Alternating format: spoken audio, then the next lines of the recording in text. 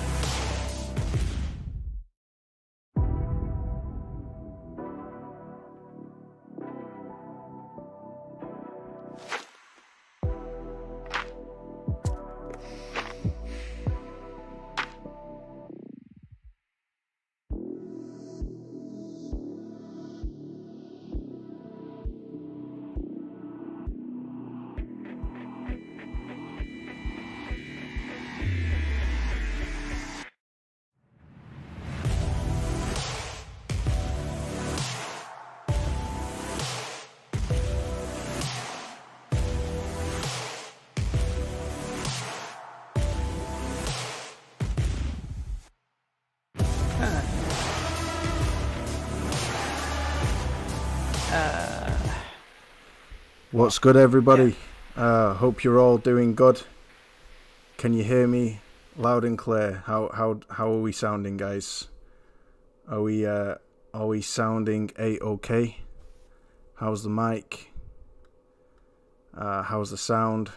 Spam them emojis if all is good.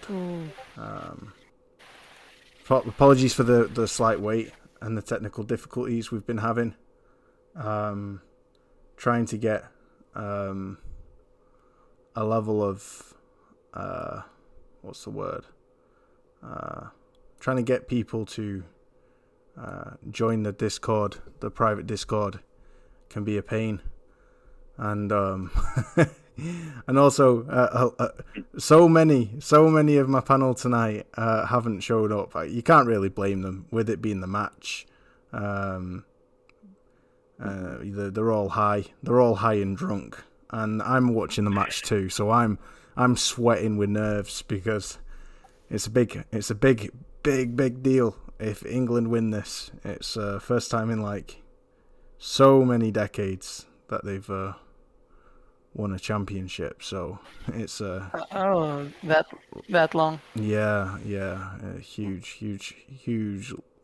huge deal. And at the moment, the match is very interesting. We've gone into overtime.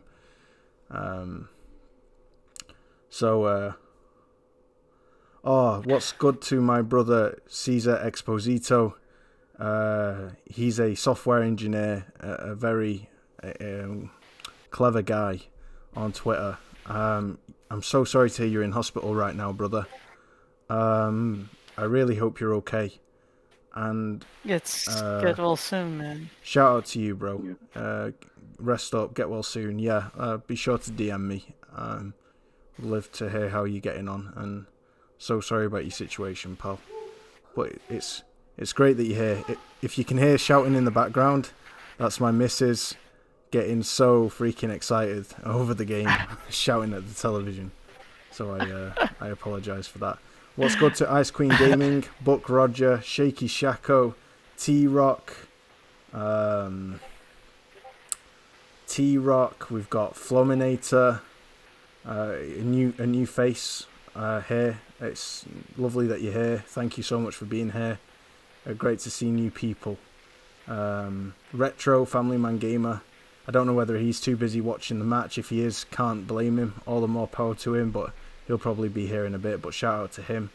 He's in the chat, or was. And yeah, thank you so much, everybody who's here. Buck Roger, Hasm, it's all good. So guys, we've got a bit of a scarce panel tonight. We're a bit bare bones. And as I'm not a tech expert, and to my knowledge, neither is Akira or Prodigy, we're just passionate gamers. It's going to be a slightly more kind of, I guess, improvised session tonight, because a lot of what we had planned to talk about, the professional opinions and the informed opinions are going to be lesser of a factor on tonight's, and it's just going to be more of a discussion. But the show must go on. If there's one thing I've learned from my brother Salty, Salty's Gaming, with his podcast, it's you need to be consistent, and he's consistent, and it works in his favour. So despite the footy match, despite all my most of my panel not being here, it's all good. We've got two guests who are supporting, and I'm grateful that the guests are here, and what guests they are. Been meaning to get Prodigy on for a while now. Prodigy89, otherwise known as CJ on Twitter. How are you, brother? You good? Going on, Willie? I'm good. I'm glad I'm here. As a matter of fact, it's more so of an honor, man. I've been ever since I first came across you and just seeing how educated you are when it comes to the gaming industry. You know, I understand you have your preferred platform, but you're open. You know, you're open, and I appreciate that a lot. And you know, this is not my first time being on a podcast in general, so I'm also trying to improvise with myself. But I'm ready, man. Let's go. Like, I've been waiting, so let's definitely get into it. Looking forward to it. Fantastic. Well, I'm looking forward to it too, my dude. I'm grateful that you're here. Thank you Thank you very much for being here. It's greatly appreciated. So that's great to hear, man. That's great to hear.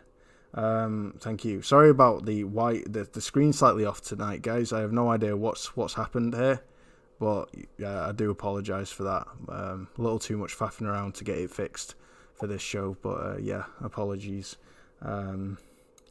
It's not ideal. It is what it is. Thank you so much, brother. I'm glad you're here. It's great that you're here.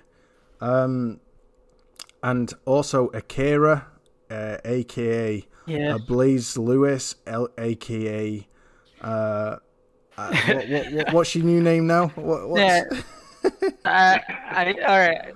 Actually, only Metal Gear Solid 2 fans can understand my new, at. It's November 13. Mm-hmm. November 13, 2001. I'm sure you really can't remember exactly what. Yeah. You're really testing my pedigree now, because I'm a huge MGS fan and I should know this. November 13th, it's a date in the game. It's not when the game released, obviously. It's way before. Actually, it is the game. It is the game's release date. You're shitting me. 2001? No. Yeah, bro. Yeah. Really? It is the game's release date. Right? 2001?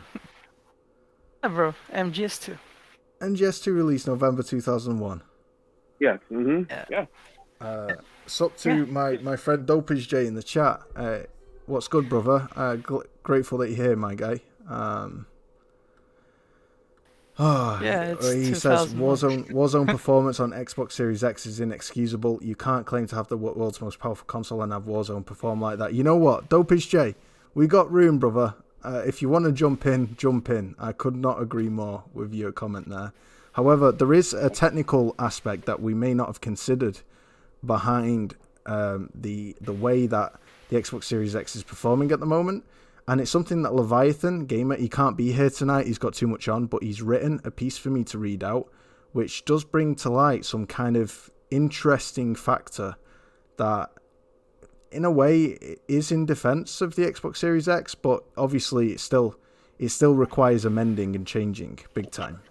But there's a reason why Xbox Series X is performing poor frame rate, and it's not necessarily because it's too weak or anything like that. Obviously, it's 12 teraflops, you know. There's another factor to it. But yeah, let me know if you want to jump in, brother. It'd be great to have a bot on board here, an X-bot to really? To nice. To be in defense of to even it out. Yeah, to even out the panel, because we've got a real pony on the show tonight, and I'm not just talking about me. Akira is as pony as they come. I'm joking. No, it's all good. So November was the release date. But however, all right, well, I'll test you again. My alt also Metal Gear date, April 30, 2009. Bye. Right, I'm gonna say that again, brother. My alt at my new account, my other account, it's April 30, 2009. What do you think? What date is it about? April 30, 2009. 2009. That was that. Metal Gear Solid 4? No, I mean, this is not a release date. It's a date in the game. Metal Gear Solid 2. April 30. April 30, 2009. HD remaster? No, it's a date in the game itself. Oh, it's a date in the game. Yeah. Shit. It's... Oh, mate. I can't. It's been too long. It's too long, yeah. April 3rd, 2009 is basically when Raiden versus Solidus takes place. You see, Metal Gear Solid 2, when Raiden starts the mission, starts on April 29, 2009. And then it reaches the break of dawn, right? You know, till midnight, and then the break of dawn. That's April 30. That's Raiden and Rose's anniversary, and then it's also the day Raiden versus Solidus takes place.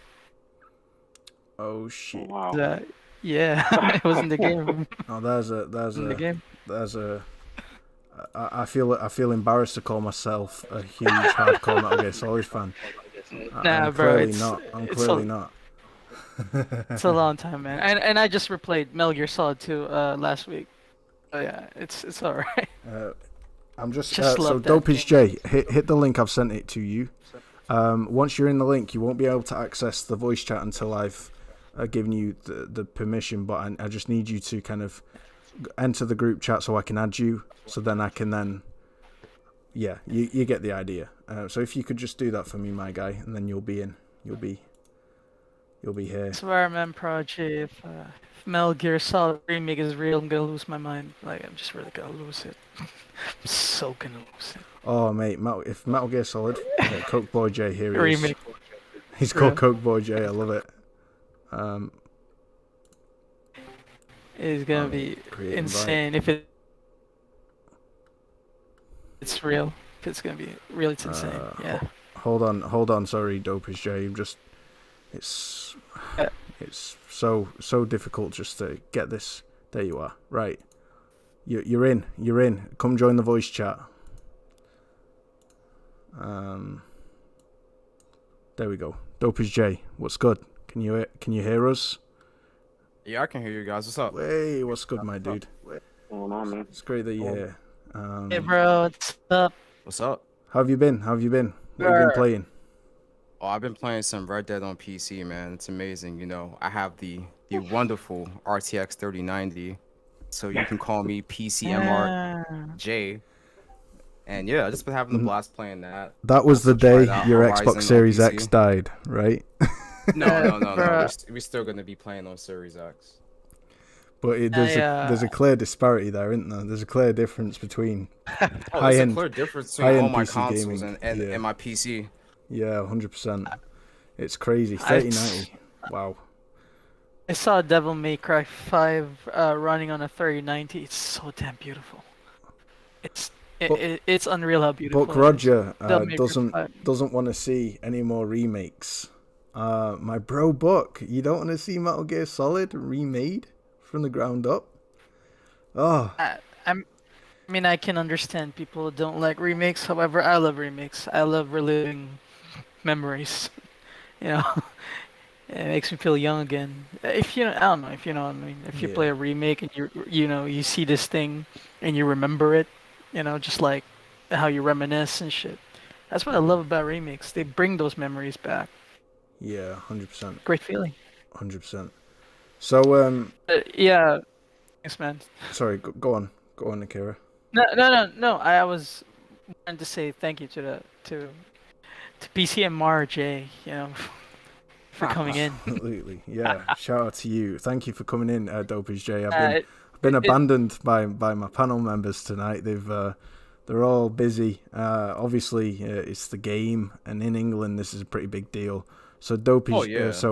so my brother Deezy, he had the best of intentions, but the spirit was eager, but the flesh is weak. You know, he had best of intentions, but he couldn't quite make it tonight, which is understandable.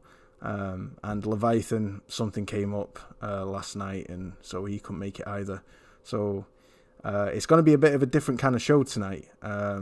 We were going to address on a technical level, and I've still got some a certain level of kind of insight into the main topic of tonight, which you can see is why the lower frame rates on the Xbox Series X. That's kind of the main theme that we're running with tonight, today. That was surprising. That was surprising when I saw that. Yeah, I really thought the video was just not, I don't know, they didn't upload it in 60 or something. you make an But it was excellent really point, yeah. Dopage J, about it's inexcusable. So what made you say that, my dude? Well, here's the thing. So the entire rollout from 2020, well, not even just 2020, but from late 2019 when we first seen what the Series X was at the Game Awards show, and you can even go back towards like 2016, when they've been having this marketing shift of advertising Xbox as the most powerful console, starting with the One X release, all the way up until now. We've seen that it's on a title by title basis where some games are going to be more performant than others, where Sony has clearly been much better at giving the developers the tools they need to be successful in terms of making the games more performant. So you can have the hardware on paper, but there's a lot more variables that go into making games run well on consoles. And a lot of that is the tools you provide to your developers to say, hey, here's how you're going to be able to squeeze the most performance out of our games here. And Microsoft clearly hasn't done that for a lot of developers. Like everything's there, it's just not being used. Things like mesh shaders and um Mm-hmm. VRS. I mean, VRS is being used to some degree from some developers, but not every developer. Like things that can make your console more performant for certain titles, it's just not being used. Now, this can definitely change heading deeper into the generation where everyone's migrated all of their tools towards Xbox Series X and S. But right now, that's just not the case. Yeah. No, Hmm. I I, I, sorry. go on, Akira. No, I wanted to ask you. I mean, since you got such a powerful PC, does it mean that you see the difference way more because you also have an Xbox? Like you can see the Difference in what? difference. Like let's say performance or In like yeah, no, 80, let's talk 80 about frames per performance. second versus Of course. 120. You can Of course, feel or you but can see it completely, right? Because it you depends on the you game know that how you're it works. playing. It depends That's on right. the game All that right. you're playing. Like for single player experiences, right? Like I don't mind playing at 60. Yeah. So for me, like I'm not gonna be that much of a frame whore for a game like that. But if I'm playing something like a Call of Duty, the thing about these consoles, you get to 120, and then I have a display. It's a 4K 120 display with HDMI 2.1, so it keeps that experience smooth for me. So when I'm playing Warzone on the Series X, for example, I won't really notice that, but I'm not the majority of gamers out there. So when they start to experience these frame rate drops in a game like that, that's going to result in a lot of screen tearing, especially if they haven't updated the displays to something much more modern that has something like a FreeSync, or a VRR. And Sony doesn't even have VRR in their system, but you see them sustaining higher frame rates over time. Mm-hmm. Yeah. Ah. Yeah, it's a great point, and I guess when you have a mouse and keyboard, you need higher frame rates. To be honest, it's a lot more of a raw input. So with controller, you can kind of get away with like even 30 FPS on third person games, on third person action adventure games, just about. But you couldn't have a cat and hell's chance of coping with 30 FPS on PC because of the raw input. Am I right? Oh yeah, for sure. And another thing is, the best example, even Salty has talked about this on multiple occasions, is Destiny 2 on the previous generation consoles. Like it was locked at 30, but there's so much happening in the world of Destiny 2 that you're not getting a lock 30 at that game.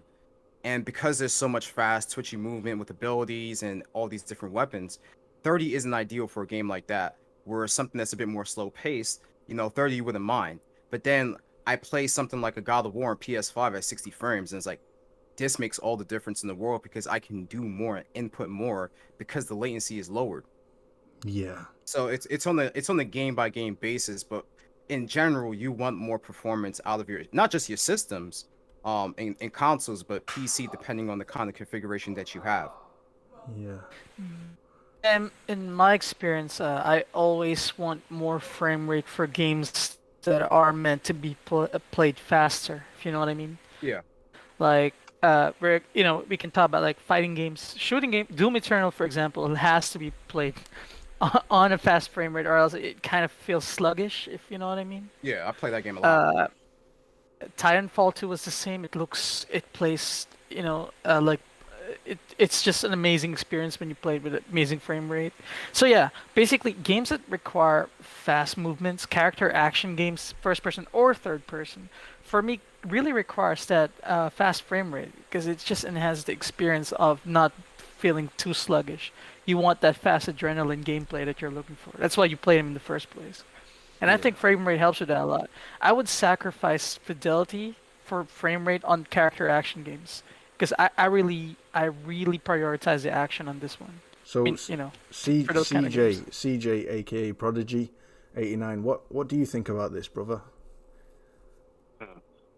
Well, I mean, I pretty much agree with, all you guys. I mean, when it comes to a game like Call of Duty, like you can't be expecting to have frame drops like that. When I saw the Foundry analysis, with Warzone, I was just wondering, I'm like, how is this even happening? You know, when the Series X is supposed to be quote unquote the world's most powerful console. So, you know, I kind of think back to what Cerny was saying back to his video with the Rhodes PS5 about how they took out the time to ensure that, you know, with the PS5 there wasn't any like bottlenecks. I don't know why that stood out to me the most, and it, you know, in a sense, it kind of shows because, you know, when I saw the PS5 version of Warzone playing, it barely dipped. It was mostly at a consistent, you know, 120. But you know, with the Series X, it was just dropping from 110 even to like the lower 80s. So that just kind of puzzled me. So I don't know if it's just the fact of the devs, you know, because I'm pretty sure the Series X is an incredible hardware, but I just think it's more so with the devs, you know, if they're going to go trying to possibly optimizing it, you know, considering it's supposed to be the most superior console.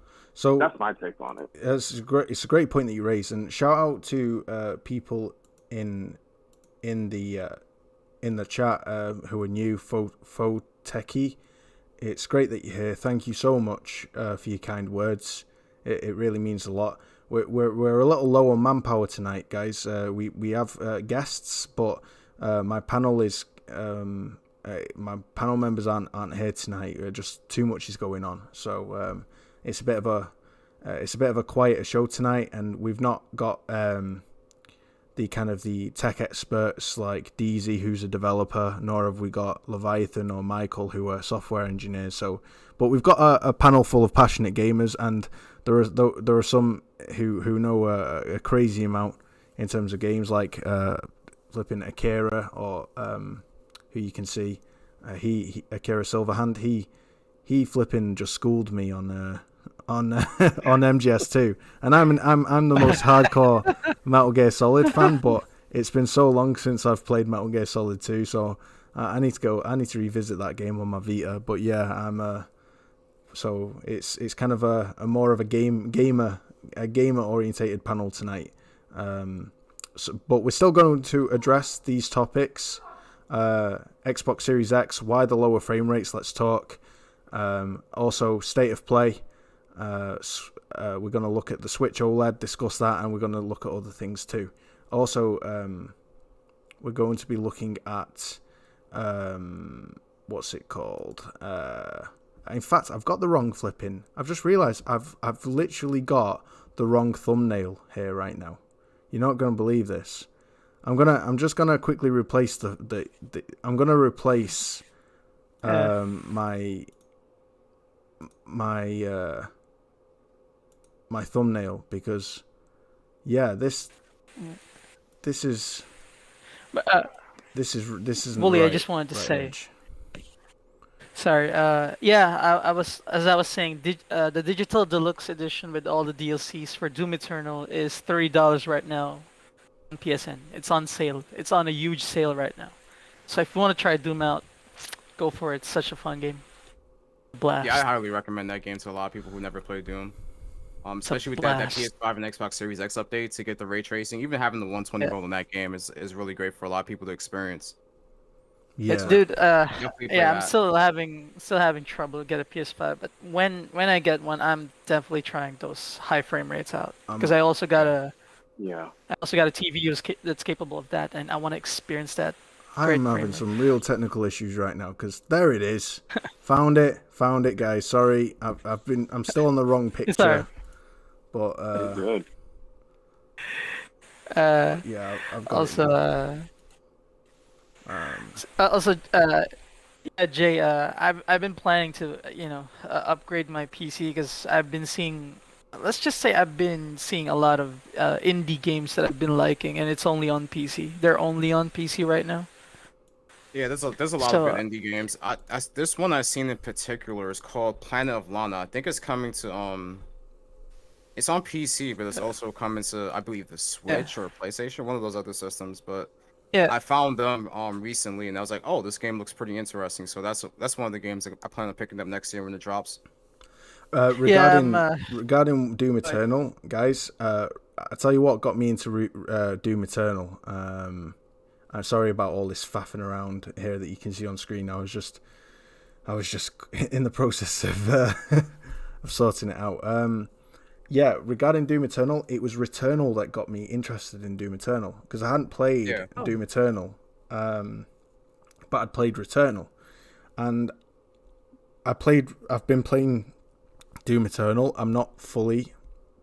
I need to get back into it because I was distracted with Ratchet and Clank for a little bit. Yeah, you finally came around to that game. Yeah, It's a blast. but Doom Eternal is freaking phenomenal. It's a better game in my opinion than Returnal. It definitely I is. prefer it. I prefer it more.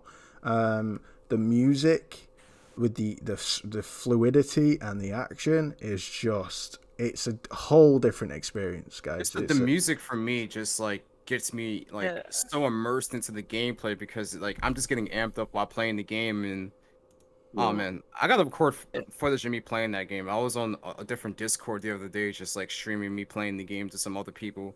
Like this one guy was struggling with the Marauder fight, and I was like, "Oh, this is how you can easily kill the Marauder." Like showing him some combos on that game. Yeah, it's Yeah, crazy, crazy impressive. Wooly, remember what I said about first-person games? Like, there's so many first-person games right now, but when the bar is set so high by Titanfall 2 and Doom Eternal and Shadow Warriors, and basically games that look similar to or play similar to that, it just the bar is so high that I lose interest in the other ones. If you know what I Yeah. mean? I really like that, where you get this ability to like to wall run, to jump high, to dash, to shoot fast, to really a huge variety of weapons, to use swords, to use chainsaws. Those extra uh, amounts of gameplay mechanics that these first-person shooters provided just I'll be raised the bar honest. so high for me. I'll be honest. In terms of fast-paced action, thankfully Doom Eternal does more than enough to set itself apart from Titanfall 2. But in terms of fast-paced FPS games, Titanfall 2 and Doom Eternal have kind of ruined the competition, in my opinion. Warzone and saving grace is that it's more boots on the ground and slower paced, and it's multiplayer focused. But I reckon Battlefield 6 is going to totally steal the limelight when that releases, because that game's looking fire, in my opinion. That game's gonna be amazing. I've been playing some BF4 recently, and Yeah, you guys follow BF4 me is on still Twitter, you so guys good, bro. You see the screenshots of me carrying full lobbies on Conquest on that game. It's phenomenal, bro. Battlefield 4 is to this day, it still holds up. It's phenomenal. Them servers Yeah, have it been does. popping off in that game recently as well because so many people are just getting ready for 2042. You could run that game at like easily at 8K 60 frames a second on a 3090, right? No problem. Yeah, because it's People so were easy. doing that with 2080 Ti's as well. Like they were just doing so much crazy shit I with bet that game looks phenomenal on your PC, bro. Looks phenomenal. Oh, Shout dude, out to it's easy to run now. It's a 2013 game, so yeah, anyone can run it. Yeah, true. My 970 can run it piece of cake at like 100 FPS on medium to high. Trials Gaming, shout out to you, sir. It's great that you're here. Matt Justice, he's trolling in the chat. Nobody cares about Gandalf. PC, bro. Xbox is I know, better. Is that Gandalf? Gandalf. I love it. Yeah, that's Gandalf. Shout out to Gandalf Gaming in the chat. He's one of the my more favorite kind of Xbox fanboys. He's a funny. Yeah, he's a funny one. Because he is proper funny, and he's had a bit of a bee in his bonnet recently, and he kind of lost his spark a little. But nice to see he's back. He's back on form. Shout out to you, sir. Glad that you're here. Thank you for supporting. So guys, let's talk about this. There's something that I finally got the thumbnail correct this time. Warzone's performance. Let's discuss, right?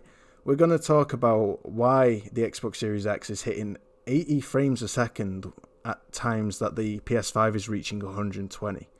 And there's layers to this, guys, like a bit like Shrek, right? It's a bit of a Shrek scenario, because it's very interesting that my friend Leviathan Gamer, who's you all probably know him by now, he's one of them dudes who, he's a bit like the Stig, right? The Stig out of Top Gear. He's kind of quietly sits in the background, assessing and analyzing the situation, and he thinks deep, but he thinks very on a very technical level, on a very technical point of view. And he brought out a few things that surprised me, right?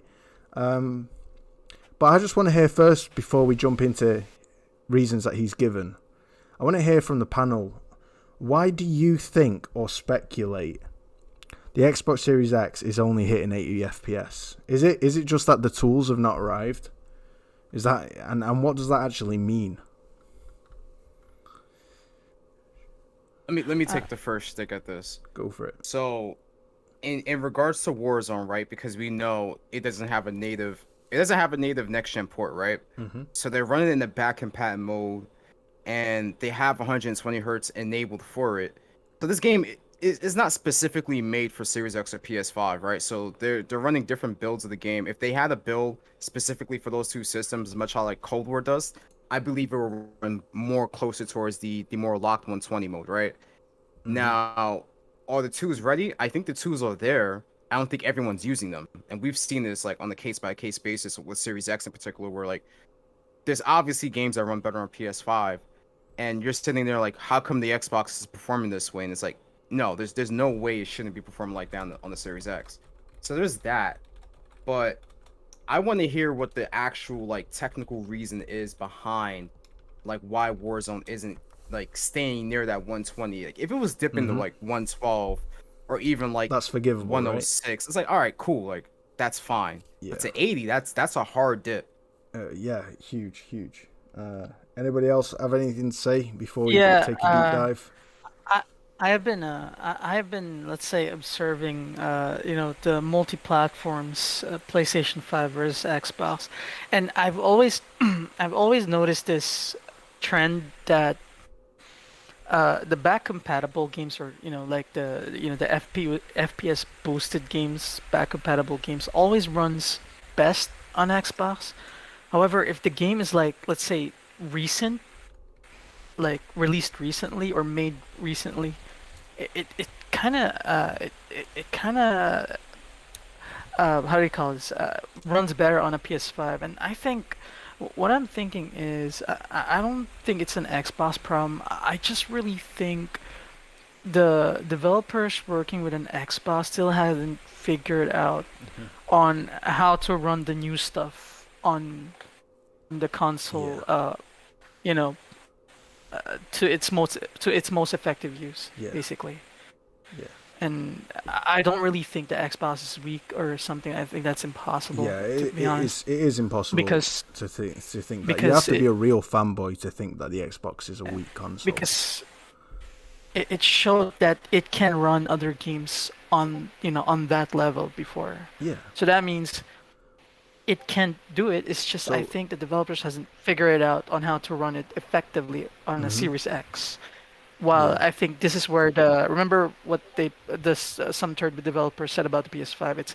It's easy to develop games or run games on it. Basically, is what they said. And I think this is where the difference starts to happen with how the games run in PS5 and on Xbox. Like I said, back compatible seems to be mastered on an Xbox console right now. However, the recent games is kind of like it's still working on running the new games effectively. We can see it more in the future for other multiplats, but right now all the comparisons I saw is that trend has been going on a lot, and I really think it's more of still figuring out how to run the games effectively. The recent one on a Series X, but I think it's capable of it because it showed it can do it basically.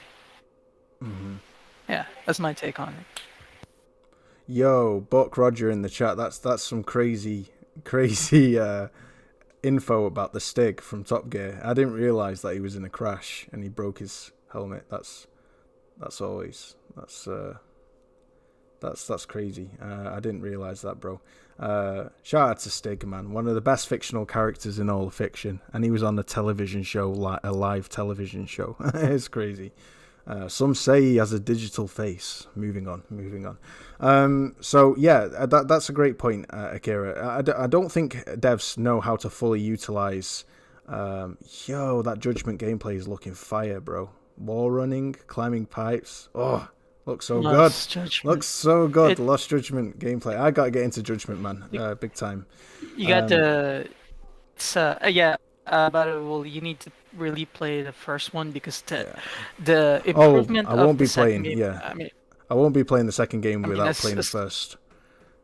As someone who played the first game thrice, basically, the improvements of Lost Judgment is major. It's really not small. It's very very big. Actually, Lost Judgment looks like a way bigger game compared to the Yeah. first Judgment. So much to do in this game. And also, I wanted to tell you, if you do love Titanfall 2 and Doom Eternal, you should also keep an eye on Shadow Warriors 3 and Bright Memory Infinite. I think it's right up your alley. Mm-hmm. Awesome. Yeah, Should keep an eye on those games. Yeah. Yeah, definitely. That Bright Memory Infinite, I'm sketchy about that, bro. The trailers are looking all too scripted, like especially the first trailer. The second trailer, the latest one, it's showing a bit more kind of. It's looking a bit more realistic, but I don't know, bro. I'll see. I tried the Um, I tried a demo of Bright Memory. It actually plays that good, yeah. to Oh be wow. honest. Okay then. That's pretty cool. I tried it on PC. I borrowed my brother-in-law's PC. Yeah. Okay, Oh, basically, this is really- tense now. Are we in really runs that penalties, babe? Oh crap, we're in penalties. Ah shit, I'm not gonna cope with this, no. guys.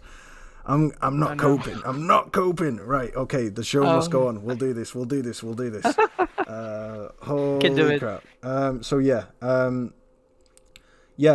Back to before I got distracted by Lost Judgment. Back to this Series X. I'm gonna throw Prodigy. something. Yeah. I'm gonna throw Prodigy. Yeah. What's your take on it, brother? Yeah, absolutely. So, like I said before, I just think that it's more so with devs. And I'm actually with Akira with this in regarding the devs trying to figure out, the give the Series X. I don't know. It's just that the way, because like I said, it all boils down to how, as y'all mentioned, devs on the PlayStation devs have mentioned that it's easier to develop for the PS5, and it shows. But at the same time, I just think that there's more so of a disconnect in regarding of the devs trying to handle the Series X. Like if there's a matter just kind of figure it out, how to pretty much, develop it for. But for the most part, though, I think it's just probably going to take some time to figure it out. Yeah. The problem is I just don't know how long that's going to be because, just looking at it, I don't think it's looking too good. Because all this marketing about, the Xbox being the world's most powerful console and, all these, all this jargon, and look what we're getting. Yeah. So I think it's difficult of a concern. There's a clear, define power because, to me, it's like, yeah, sure, the Xbox Series X has an 18% more powerful GPU. It has something like 32% more CUs, and it has check me out with all these numbers, dishing out these facts. I'm sounding so clever right now. Believe me, I'm not. But and it has a 3%. A 4% more powerful CPU when running next-gen native games because with SMT on, which is required, it's only 4% more powerful than the PS5 CPU. With SMT off, it's like 8%, 9% more powerful, but that's only for running backwards compatibility games because simultaneous multi-threading is on when running games natively on that system. So the 4% CPU disparity is negligible at best, and that's what devs have said. Right. They've used that exact word. It's negligible. But then you you've also have got to remember the co-processor in the PS5. There's less load that the CPU is doing in terms of moving information as well. Yeah, well, this is what I was going to say. So define define power, because when you've got so much power, but what the PS5 does is almost as powerful, but then it's a whole lot faster. And I'm not talking about the SSD. I'm talking about the GPU clock speed, which affects everything from fill rate, from rasterization to dumping speeds, seek times, loading speeds to the GPU to and from. All of that's done faster, and in the future, when the geometry engine is used to the full, then you've got all that information being dumped selectively and faster. So it's not just doing everything on dumping everything on a whole refresh. It's dumping only partial information that can't be reused in the next cycle. So then you've got even more efficiency. So I mean, when I think it comes to power, I think it's a moot argument, right? Both consoles are capable of amazing things. Yes, I think maybe the PS5 is slightly more future-proof because it's not relying on just raw brute force. It's kind of going for, it can cover a lot of imperfections. It can, with its speed, it's able to cheat its way a lot of the time. Like, you're able to put a lot in front of the player and have everything behind the player removed from the VRAM. So it's capable of kind of having far more in front of you. But looking at recent demos of Xbox Series X's velocity architecture, there seems to be more to velocity architecture than I ever anticipated. And when I say that, like they're able to load like 6 gigabytes of like visual assets in a room in like less than two seconds. And something like that. I was watching this demo, and so maybe Xbox Series X will have its own solution. I don't think the solution is going to be quite on par with PS5's, but I think it will be close enough to the point where things can still be done that are super impressive on Xbox Series X. With all that being said, guys, I'm not meaning to ramble. Sorry, I'm hearing so much screaming. I'm here because of these penalties. I'm struggling to concentrate. These penalties are intense, let me tell you. I'm trying so hard here not to get distracted. With all that being said, I want to present something to you. Hitman 3. Now, I'm mentioning this because Hitman 3 is more performant on Xbox Series X. Now, you're all probably thinking, but Wooly, Hitman 3 drops to shitty 47 frames per second in that flowery area, right? But here's the thing. We all thought Hitman 3 performs better on PS5 because even though it's a slightly lower resolution, it doesn't drop a single frame. That bad boy runs silky smooth during heavy asset. Sorry, I should not be doing this podcast right now. Hitman 3 doesn't drop a single frame rate during that heavy grassy area. When there's a lot happening on screen, there's a lot of assets happening, a lot of effects as exactly. well with everything that's happening with the grass and trying to like calculate like everything that's happening in terms of like wind and how far the grass has to tilt. Like it's very computationally heavy on your CPU and GPU. Yeah, right. So this is what I was going to say, right? Is that you'd be one for thinking, well, if the PS5 stays at a complete rock solid 60 FPS during the hardest of time, hardest rendering moments. My girlfriend's so happy right now. I can hear her screaming. I think England have got this in the bag, guys. I think England are winning this cup. So happy days, right? You'd be one for thinking that PS5 is more performant here, and that why isn't it running at 4K? But Hitman 3 on Xbox Series X is.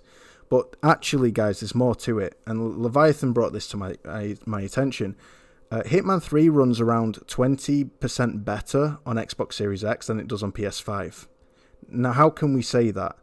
Because even though the Xbox Series X dips at the one area where it's like 43, 44 frames per second, it's at a constantly higher frame rate all the other times than the PS5 at a 30% higher resolution. Now, it's Xbox Series X has a problem with rasterization, and why I say that is because when that screen is alpha asset heavy, and when I mean alpha assets, I'm talking about grass, I'm talking about foliage, rasterization heavy on screen, right? the PS5 breeze walks that. It's a piece of cake for the PS5 because of its higher clock speed. That's the PS5's kind of bread and butter. But it might only be hitting 62, 63 FPS, or maybe 64 FPS throughout the rest of the game at not 2160p, but maybe 1800p. Whereas the Xbox Series X is running at 63, 64 FPS, and it's locked to 60 at 4K throughout the rest of the game. And during those heavy rasterization moments, the PS5 doesn't drop because it can handle heavy rasterization moments. But the Xbox Series X has a slower GPU, so it struggles more in heavy rasterization areas. So that's why we see the drop. It's not saying that the Xbox Series X is performing worse in general. During the most other areas of Hitman 3, the Xbox Series X is really holding its own because it's running at a higher resolution and maintaining above 60 frame rate. Does that make sense? I'm not sure if I'm explaining this very clearly because... No, it does make sense. Because if you're running at a higher resolution, it's more difficult to run games at a higher resolution than a lower resolution. So if I'm sustaining native 4K at 60 at all, well, more times than not, in a game versus something like 1800p and this keeps a lock 60, that's more impressive to me than anything else because hey, I can hit the higher resolution, I can hit higher frame rates at that higher resolution. Like this is what we wanted in gaming for many years, is not only just the resolution bump but the frame rates with that as well. So you have a great visual experience from the games to see the detail with all those assets at the higher resolution on top of having smooth performance with it all together. Yeah, 100%. And exactly my point, right? So Hitman 3 is a perfect example where lack of information can draw us to the wrong conclusion based on what's presented directly in front of us. So the same is actually most likely the case with Call of Duty, because like Hitman 3, Call of Duty's hitting a lower frame rate. I think England might have lost this. Shit. Penalty kicks. Yep. Oh crap. This is hard to watch. Hey, Wooly, Go on, Akira. love? No, sorry, I was looking at something. Konami did a Metal Gear exhibition in an anime convention, like right now. They put in Metal Gear 1, 2, 3, and 4, and they didn't remove Kojima's name from the promotion art. Say that again. It's I'm gonna show you this link. I'm gonna put it on Discord so that you can see it for yourself. I just find it strange that they're doing this. That they still remember Metal Gear exists, basically. Oh, that's With the Discord. pretty amazing. See Yeah, that? be great to see that. I'll get that link up in a sec. So Call of Duty is actually running at around 2 times the dynamic resolution scale of the PS5 on Xbox Series X. That might sound shocking, but this is what the information I was presented to by Leviathan. He said the Xbox Series X's dynamic resolution range is way too high. It's effectively outputting 2 times the resolution of the PS5. And that is a limit of their DRS solution. So going over dynamic resolution in general could be a good idea, and he decided to break this down. Now he broke it down in such a technical way that I am having a hard time understanding most of this, right? Because what he says is crazy. But in short, how do I try and break this down simply? I'm going to get the quote up in front of you guys so you can see it, okay? On the screen. I don't know what I'm seeing here. I'm seeing a nun strangle somebody. Have they lost? Oh yeah. That we brought on the last minute for penalties couldn't even shoot, and then Saka blinking loses. Oh, this has to be a rough loss. Yeah, England have lost, guys.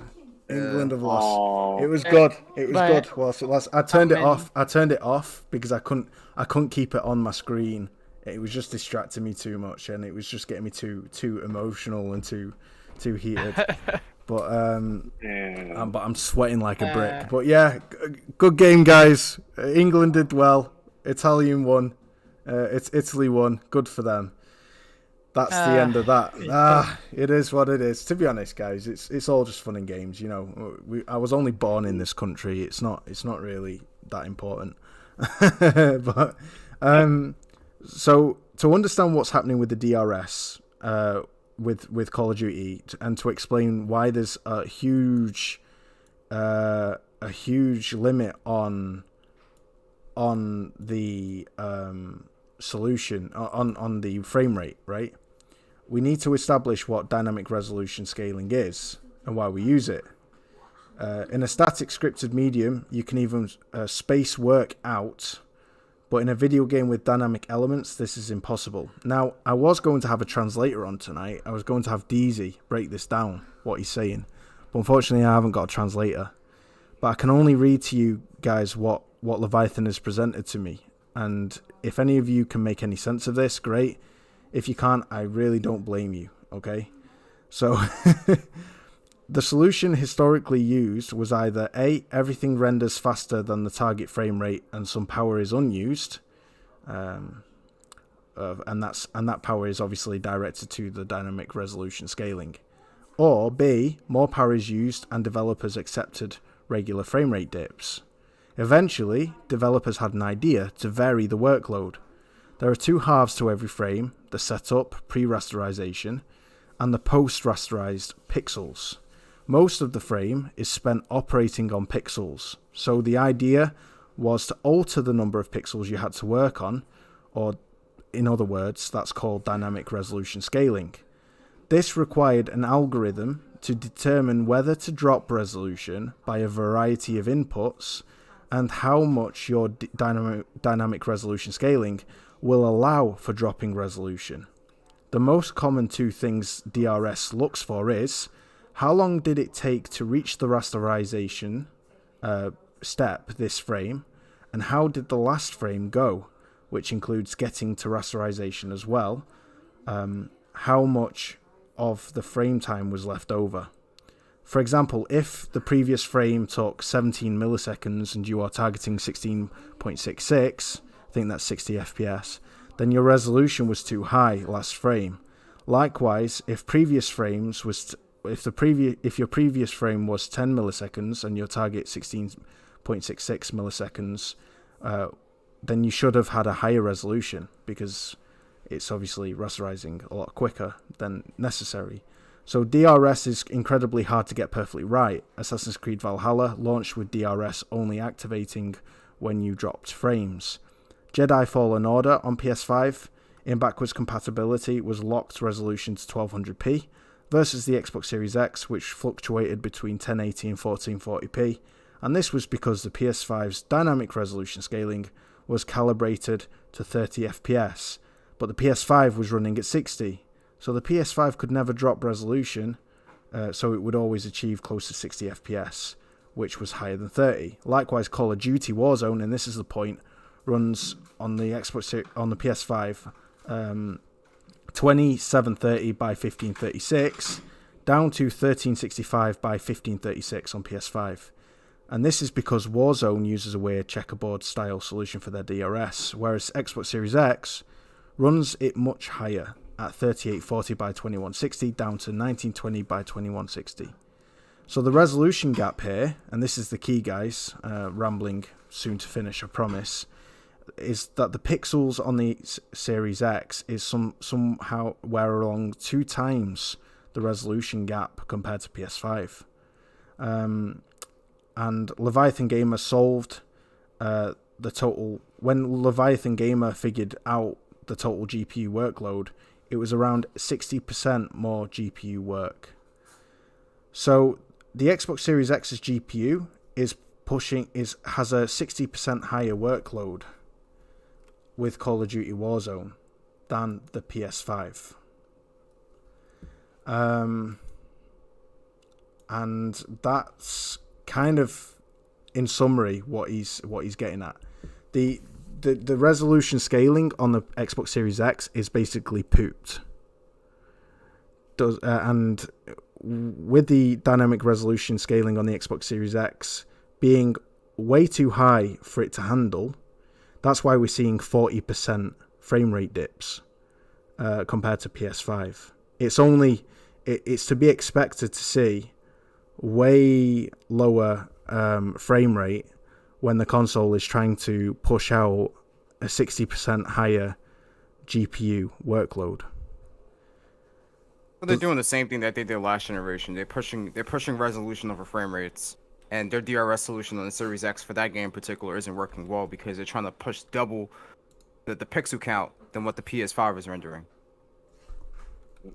Yeah, exactly. We had the same with the One X, didn't we, versus the PS4 Pro, and One X was trying to handle more than it was only 2 teraflops higher in power. Yeah, they were trying to do 4K native 4K resolution in a lot of games, and where the visuals were there, the PS5 was running at 1800p for a lot of these games with a checkerboard to 4K, and they were running a lot 30 or even 60 for a lot of games better than Series X. Mm-hmm. Yeah. For a case by case basis, though, but that's pretty much the gist of it right there. So sorry about the long read. It was a lot to kind of read out, but I just wanted to. I didn't want to paraphrase Leviathan in case I wasn't doing him justice, and but now that I've read it all out, to paraphrase, pretty much what Dopage J is saying, what they did before, they're doing again. With the Xbox Series X, they're trying to reinforce this Tower of Power narrative, right? But the problem with that is they're trying to make the Xbox Series X do things it just doesn't have the power to do. The PS5 is being modest. The PS5 knows its limits, and I'm saying it like it's a real thing. You know what I mean, right? The PS5 knows its limits, and so it's running these games at a modest, reasonable resolution to achieve 120 FPS, and it's succeeding, right? It's succeeding in that because it's a lower frame rate, a lower resolution. The Xbox Series X, no, let's get this bad boy dishing out 4K dynamic resolution, and it's becoming a bit of an embarrassment because we're seeing Call of Duty achieving 120 on PS5, and next to it you're seeing 81 FPS on the Series X. I think they should have just targeted one resolution. Like, if you look at something like Doom Eternal targets one resolution to get 120 hertz. I believe it was like 1800p, 120 hertz, and then boom, that's it. Like, it just runs. Where you're trying to scale the resolution depending on what's happening, but the thing with Warzone is that there's so much happening in Warzone, it's hard to really determine, hey, when are we gonna drop the resolution? When are we gonna increase it? Like, there's just too much variables happening there. Yeah. Facts.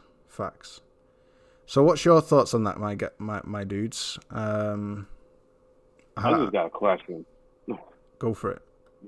Yeah, it's just it kind of baffles me a little bit because when it comes to a game like Warzone, why would you want to push a higher resolution knowing that it may potentially tank performance for a game like, Call of Duty Warzone?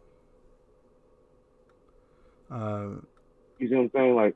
Basically what I'm saying is that, I wouldn't, if it was me, for a game like Warzone, I'm all about performance. Yeah. Of course, I would definitely wouldn't mind the resolution if it makes it look nice. That's fine. But at the end of the day, you don't want gamers to have a disadvantage because of just based off of the performance issues. It doesn't, to me, it just doesn't really make any sense. I don't know why they're trying to push for a higher resolution for a game like that. If that makes sense. Yeah, that's a valid point. It's like I said earlier, like, because you're pushing those higher resolutions, it's resulting in more frame dips because your dynamic resolution scaling solution isn't working proper for that game in particular. And not everyone has a display with VRR that can mitigate those frame rate drops and still maintain image quality. Yep. So a lot of people are going to experience screen tearing or even stuttering in the game, and it's going to mess up their gameplay with something that's very competitive like a Warzone. And that's my issue. It's like, all right, when is somebody from the Xbox camp going to say, hey, we're going to help out Raven Software and Infinity Ward, fix this issue in Warzone and give them an ideal spec to go for? Because this can't be the case every single time where Digital Foundry does a video and you have Microsoft saying, hey, we have the most powerful console in the world, this, and that. But then there's evidence to the contrary. Yeah, you're pushing 2 times the pixels, but is it necessary for you to do that? Like, Yeah, that facts. doesn't, for a game like that, you have to be very practical and understand what they need to be the best gamer they can possibly be.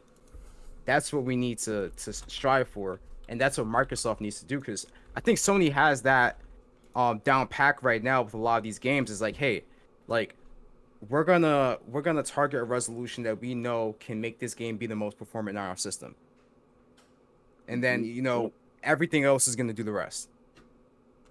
And then their first Yeah. party is gonna do what they have to do. Like, we see what like Insomniac is doing.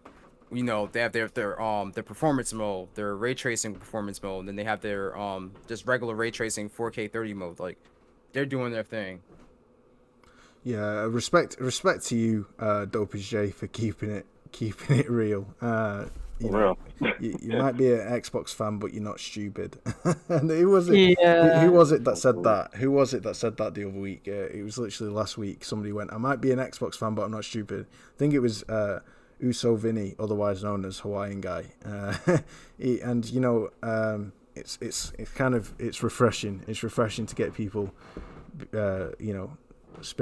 just being real about it. It's okay. It's okay to like something or to criticize your favorite console. Shout out to Omar Shahab in the chat, aka Karaba. It's so good that you're here, my dude. Thank you for being here. And so yeah, guys. Sorry. Go on, sorry. Akira. No, I was actually Jay brought up a point that I was trying to make. I don't remember when was anymore, but I was saying something like performance over fidelity, right? Is normally what people are, let's say debating about. And I always had this idea that I think a game should look as good as it plays, if you know what I mean. Like, you can push a game to look as good as possible. I mean, graphics already look good in PS4, but if they want to push it more, that's all good. But when you compromise performance, while doing that, especially that 60 frames is becoming some kind of standard now in the next generation, which was not really the conversation before in other, previous consoles. The real 60 frames narrative just really started with the next gen consoles now. Like, they want it to be the standard, and I think people have to be a little bit more forgiving for compromising with fidelity just to bolster performance. You know what I mean? Because either way, developers cannot win. You got a game that doesn't look that good. You got bashed for graphics. You got a game that doesn't perform that well, or have frame drops. You get bashed for performance. Although, in my opinion, performance over fidelity, because I think games look so good now. I mean, they look really good. They can look better, but they really look good now. That I think performance can get a priority now, in my opinion, so that we can avoid this kind of situation.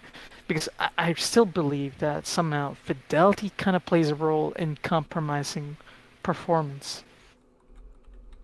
It's what I believe in, because I've noticed it in other games. Yeah. It's like, It's very situational with the game as well, because not every game needs to push the highest performance. So that's why something like Ratchet, like you asked me earlier about PC, right? And like, for me, the reason why I can play on PC and I can play on console is that not every game that I play needs to have the highest performance. I play certain games on my PC, like my first person shooters, because I want the highest frame rate I can possibly get from those games. And then there's some certain games where it's like, okay, like I might not get the most ideal experience on my console, like a Red Dead, because Red Dead doesn't have a next gen patch, so I'll play that on my PC. Yeah. You know, but I don't mind playing like a Ratchet or a Spider-Man or even like a Gears of War on my console because those games perform just well enough for me to get an excellent experience out of it. Yeah, exactly. You don't need a sweaty 120 FPS for a dominantly single player experience, in my opinion. It kind of defeats the object of cinematic experience. but Even but something like a Cold War, I can play Cold War on my Series X because it has a 120 mode, or something like an Overwatch or Paladins, like they have 120 modes on Xbox, and Yeah. I'm like, all right, they target 1440p. Paladins is 4K 120, which is great. Overwatch is 1440p 120. I'm like, okay, like I can do this.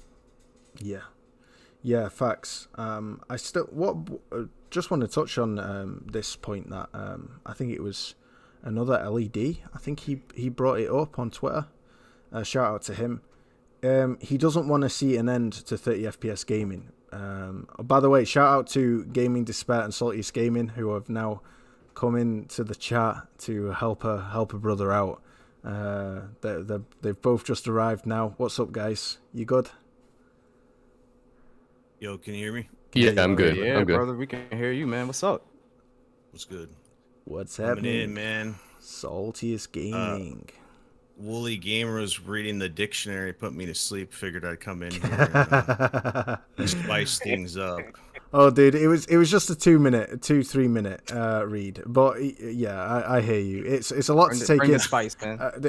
I tried to sum it up in layman's terms afterwards, but I just couldn't do a person injustice by not reading what he wrote for me to read out. Basically, to sum it up, he was saying that Xbox Series X is near enough pushing out almost 2 times the DRS solution in resolution fidelity, and so it's performing so much worse as a result because basically Microsoft aren't being modest. They're trying to push this power narrative, but by doing that they're shooting themselves in the foot because they're making Xbox look silly. I feel you, but some of the listeners are gonna fall asleep. You know what I'm saying? They might go into a coma trying to listen to that. You know what I'm saying? God damn, shit. I know, flipping that. Yeah, So, thank you. Willie, sorry for being late, bro. I was watching the game. I thought we were gonna delay it because, I saw everybody talking about the European game for football, right? And I was like, oh, he's gonna delay the show. And I didn't realize you were on for an hour. My bad, bro, for being late. It's all good, bro. It's all good. Yeah, I gotta stay consistent. I actually gave Saltiest Gaming a shout out at the start of the show, whereas he wants to come on here and griller, bro, and he wants to, he wants to I'm kind of keeping it real. heap loads of shit over my head. It's fine. But I was praising you, bro, for your consistency and for always getting the podcast done no matter what. Yeah, we had that combo in instant messenger, man. Because people think it's easy to just throw a podcast together, you know. Yeah. Like, you had the but Suns. that's not You had how the it Suns is, man. playing, right? You had your favorite. Yeah, NBA Finals, first NBA Finals in 28 years and stuff. But, Yeah, dude. You know, Yeah. priority. I'm liking this series though.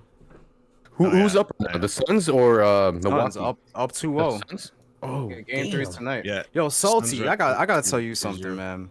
What's Dude, up? What's up? We gotta go to E3, bro.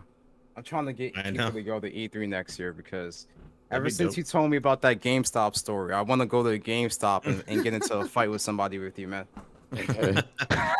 Dude, my friend that I play 2K with, he always brings that up. He's like, everybody wants to see a fight, blah blah blah. He has these Yeah, these just quotes go to from this GameStop dude. with Salty. And the funny thing is that was all over SSD talk, dude. Like, what the fuck? I mean, because Hey, Salty, are you from Phoenix? Was that Xbox? Yeah, man? yeah. I'm in Phoenix. It was an Oh, Xbox, gotcha. dude, of course. Yeah. That was an It was Xbox, an old, of course. it was an old dude who like had gray beard, like he's in his 50s. And then I was Yo, like, that's I was telling him, I was like, yeah, you have to have this proprietary SSD, and there's only one for Xbox, and if you want to run games off of that, you have to buy it, and it's like $230 or whatever it is now. And he's like, no, I don't believe you. He's like, that's ridiculous. That's ridiculous. And then I pulled up an article from Windows Central that spelled it out to him. He's like, I don't believe you. And I was like, all right, man. I was like, there's not much more I could tell you and this and that. And I was like, I'd bet you $1 million. And that's when it went off the rails. He's like, you're cocky. And then he started calling me like homophobic slurs. And then it went off the rails. What the hell? It was This crazy, because of man. an SSD? You meet these people in real life? I'm telling you, dude. So dude. People. Crazy. We gotta we gotta hit up E3 though, man. You know. Oh yeah, Get I've the always whole squad. I was gonna try to go before pre-COVID. Funny enough, like I was planning on going, and then, you know how that went. Like the one that got shut down. But yeah, I want to make my way back there. So next summer, man, let's do it. damn, I'd love to go to one of them events like crazy. But yeah, yeah, it's great. It's great that you guys are here. Being in the UK, it kind of sucks because to go to E3, it just costs, That's a lot of money. $1,000. It's a lot of Yeah. money. Yeah, I'd have to sell a Wow. kidney. I'll have to sell a kidney just to attend E3, man. But E3 is not what it used to be anyway. So I'd much rather kind of go to a PlayStation experience event or something. The festivities outside of it, because you're in LA, like it's still a fun week because there's so much to do in LA if you've never been there. It's like Yes, I'm not gonna yeah. be there just for the event. Like I'm definitely gonna be like going to like different bars and restaurants and stuff, like having a good time. You Is it- watch. Yeah. Sorry. Isn't what is it? Gamescom? Isn't that in Europe? Europe, I Germany. believe so. Okay. Yeah. Oh yeah. Wait, Gamescom it's Germany, right? I was Yeah. gonna say if Wooly could hit that up. How far is Germany from England? Not far, It's, mate. It's probably about 800 miles across. Gamescom is in Köln. Or Cologne, I think is what they call it in English. Yeah, Cologne, Germany, basically. nice. I Yeah. went there once when I was living in Germany. It's a cool event. Yeah, shout out to Shaky Shako in the chat. Thank you for being here, brother. Good night. Appreciate it. Means a lot. Night, Thanks a lot bro. you being Good here. night. Thank you. Yeah, Retro Family Man got Discord all sorted. So yeah, guys, it's great that you're all here. Thank you for supporting. So that's kind of the gist of why Warzone's performance sucks on the Xbox Series X is that they need to sort out that dynamic resolution scaling, man. Because until they recognize like the console's limits, they're not going to convince anyone this whole power of the tower narrative, because they're not doing themselves any favors. At least that's my opinion anyway. I think the PS5 struck this perfect balance between performance and visual fidelity and all round kind of quality, and I think that's why that's what people want. They don't just want to see this really polished game that runs like shit. They want to see the full package, Yeah. the performance, the visuals, all that good stuff. I did a video on it, and obviously people were, for the most part they listened. Okay, they don't really listen, but it was like literally I would say in the video I would quote Digital Foundry and what they said, because they said they preferred the Xbox Series X version with VRR, and I said that, and I was like, well, you have to have a lot of special situations to make it the right environment to want to play that version. And they said if you don't have VRR, then they would go with the PlayStation version. And then tons of people just quoting that when I said it in the video, so it just proves they don't listen. But it's just long and short of it is, Xbox is pushing resolution. They've done that since the Xbox One X, and it's one of their things. They have a beefier GPU, that's fine. But the thing is when you're playing like a competitive first-person shooter, you don't want your frame rate fluctuating all over the place, and you don't want Exactly. screen tearing and stuff. That's So what I said earlier. Yeah, even if 100%. even if you have better resolution, because resolution does come into play in first-person shooters as well, right? But there's a lot of variables there, so it's like I need to have a special environment to be able to make my situation work, or I could just pop in the PlayStation 5 version and have a pretty much locked 120 experience and go about my business. And that's just where we're at right now, because it's not just this game, it's also in plenty of other games where you'd see that the Xbox Series X is pushing higher resolution, but the more consistent frame rate is found on the PlayStation 5. And then people come into the comment section, they're like, of course, the PlayStation 5 is going to have a more consistent frame rate because that's going lower resolution. I'm like, well, the thing is like, if you want to have a more consistent experience, then why doesn't the Xbox Series X drop the resolution instead of being stubborn? And then it'd probably be on the same page pretty much for every game, because at that point, then you're just, you make up the difference, because Bouncing on that point, bro, I asked Leviathan after, when the native versions come out, will there be a disparity between resolutions and frame rates? He said probably not, though the most likely will be the same. So it literally comes down to exactly what you're saying. It's stubborn. It's silly. It's silly. Well, they got a stubborn fan base as well. So It's true. true. Apple does not fall far from the tree. It's true. You don't get many dopage J's and Hawaiian guys. Let me tell you. So yeah. Dopage J is one of a kind, bro. The thing is, I don't have a horse in this race. I own everything. So I'm literally gonna play what I want to play, where I want to play. I have options. And I have the option of playing Warzone on my PC. That's it. But for people who don't have the option, it's still not acceptable for them to have that experience in the Xbox if they don't have a display with VRR. That's the issue. So they need to make a compromise in the meantime to help alleviate that issue, because you can't just keep pointing to VRR. And that's what I'm starting to see some people do on Twitter. But it's like, all right, not everybody has an LG C10 or a C1. Not everybody has an HDMI 2.1 capable monitor. I recently did a review on one on my channel, but not everybody has that. So we can't just keep pointing to that and saying, hey, if you don't have that, then too bad for you. There's gamers that don't have that. We're still transitioning to those people having those kinds of displays because it's a newer technology. Yeah, exactly. I agree with that, though. Actually, I was against the idea of making, let's say, streaming a standard in gaming, because not everybody has internet, worldwide. Even in America, not even in America, everybody has internet. So to make that to beg that for a standard just because, people are pushing it, it's kind of like the same idea like what you're saying. Like people are refusing to accept criticism because they can handle it or something. Yeah, they have the solution themselves, but the wide majority of people don't have the solution.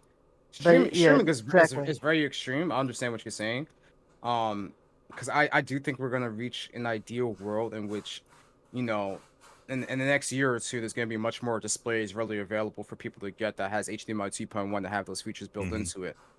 Especially from the TV space. For monitors, that's a completely different beast in itself. There's more manufacturers from the TV side, like Samsung, Sony, even Hisense has TVs with HDMI 2.1. Like that's insane. So more and more people will start to get hip to it as we get deeper in the generation. Yeah, and I think 120 frames per second is kind of not the standard for these consoles anyway. For the most part, like you're gonna have some games like that you're able to push that, like FPS games, I don't know, racing games and stuff. But like Maybe for the some most PC part, in we're there, gonna be too. more. The Devil May Cry. Yeah. Devil May Cry. Yeah. Shout out to Social Destruct in the chat. He said the sweet spot for these consoles is 1440p, upscaled 60 FPS and ray tracing. And he said, here we go. If anyone expects the consoles to run 120 FPS, native 4K, ray tracing, etc., there are certain sacrifices a developer must make to the game for the game to perform at its peak. If the sacrifices are not made, then you'll end up in a situation like Call of Duty, where they are trying to push everything at max. End result is exactly what you see. You know what, Social? That's pretty much what we're saying ourselves. 100% agree with you on this, and that's a great take. That's absolutely what we're saying. You can't push the console beyond its limits and tout it's the most powerful console, because it looks silly at the end of the day, and the results are poor. Sweet spot is basically what Insomniac is doing, in my opinion. I think they nailed the sweet spot when it comes to performance and fidelity or resolution. Basically, they hit the G spot, bro. 40 FPS mode is dope. It's just great. And when I say 40 FPS mode, it's crazy because how they did it was really clever. They reworked 120 FPS to achieve a higher what's the word, response time, whilst also benefiting the 30 FPS, the 30 FPS mode's frame rate and visual fidelity, to keep it at that visual fidelity. So you end up with like 30 FPS, slight like marginally smoother 30 FPS, so like 40 FPS experience, but with much faster response time. And it's just clever how they did it. It's the not Digital Foundry, NXG. NXG did Next Gamer, phenomenal video breaking it all down on how they did it. It's a bit too technical for me to be able to kind of relate to you guys. If Leviathan or DZ were here, or Michael, they would be able to probably explain it a lot better than I can. Michael does some great work on his channel. He does some great work on IGN as well. Yeah, he does. He's a popular guy. He's blowing up, and couldn't be more happy for him. It's well salty. deserved. Salty finish your thought a while ago. Sorry, I can hear you trying to say something. Yeah, what was I gonna say? This question, I lost my train of thought. Yeah, I don't know. I'm sorry, brother. Spaced. No worries. It's moving on. State of play, man. Yeah, moving on to state of play. We're going to talk about this. So a lot of people, first if you want afterwards. Yeah, a lot of people were disappointed by state of play, but Gaming Despair, what you weren't. You gave this a 9 out of 10, and I have to agree with you, but I'd love you to explain why you gave it a 9 out of 10. Okay, so the reason why I said that I gave it a 9 out of 10 is because PlayStation pretty much ended up saying on a tweet that they pretty much already told us what we're gonna get, right? We're gonna get gameplay of Deathloop, which was supposed to be the show, some indie stuff. There was stuff in there that I really liked, man, like Sifu. There was like Moss Book 2 VR, Demon Slayer, Lost Judgment, and there was this other game, Arcade Get On. I thought that stuff was pretty cool, so I was like, you know what? It wasn't a bad show. They delivered on what they said they were gonna get. I mean, what did people expect? That we're gonna see some God of War stuff, or like The Last of Us Part 3 or some crazy shit like that? You know what I mean? So I thought they delivered. That's just my thoughts on that. I gave it a 8 out of 10. Basically, I didn't expect the third-party games to be so good. When they made the announcement, even the indies were great, like Fist, Sifu, even that multiplayer Hunters Arena Legends game that's gonna be free on PS Plus. I thought that was like a multiplayer game but with a hack and slash gameplay, and that caught my interest because I'm into that genre. And basically, Lost Judgment, Death Stranding was a pleasant surprise. What else? And Deathloop. Let's just say here, Deathloop. I always had a problem with first-person games that are fun to play, but for me, they are boring to watch. If you know what I'm trying to say. Mm-hmm. Like, they are so fun to play, but they're so boring to watch. And I think Deathloop gave me that vibe. I think they're so fun to play when you play it, but they're a bit boring to watch in a presentation, for example. I don't know if you feel the same way, but that's what I feel. It's 8 out of 10 for me. Also, the main problem for the disappointment is that people were expecting something based on rumors, like the PlayStation event. I think that was also Yeah, there's a big. For example, if the rumors didn't exist, I think people would have loved State of Play because they did set up proper expectations and they did show decent things, in my opinion. Yeah, so I think there's been a bit of confusion, and why people were upset with State of Play, because like you said, Gaming Despair, they were very clear about what to expect. They gave people a heads up, and besides, I thought the narrative was Sony don't support indies, right? And here they are, giving a spotlight on some phenomenal indie games that are coming out. So, to be honest, I think they couldn't have. They were great at what they showed, but why people are upset is because of this article, and I'll just drop it here.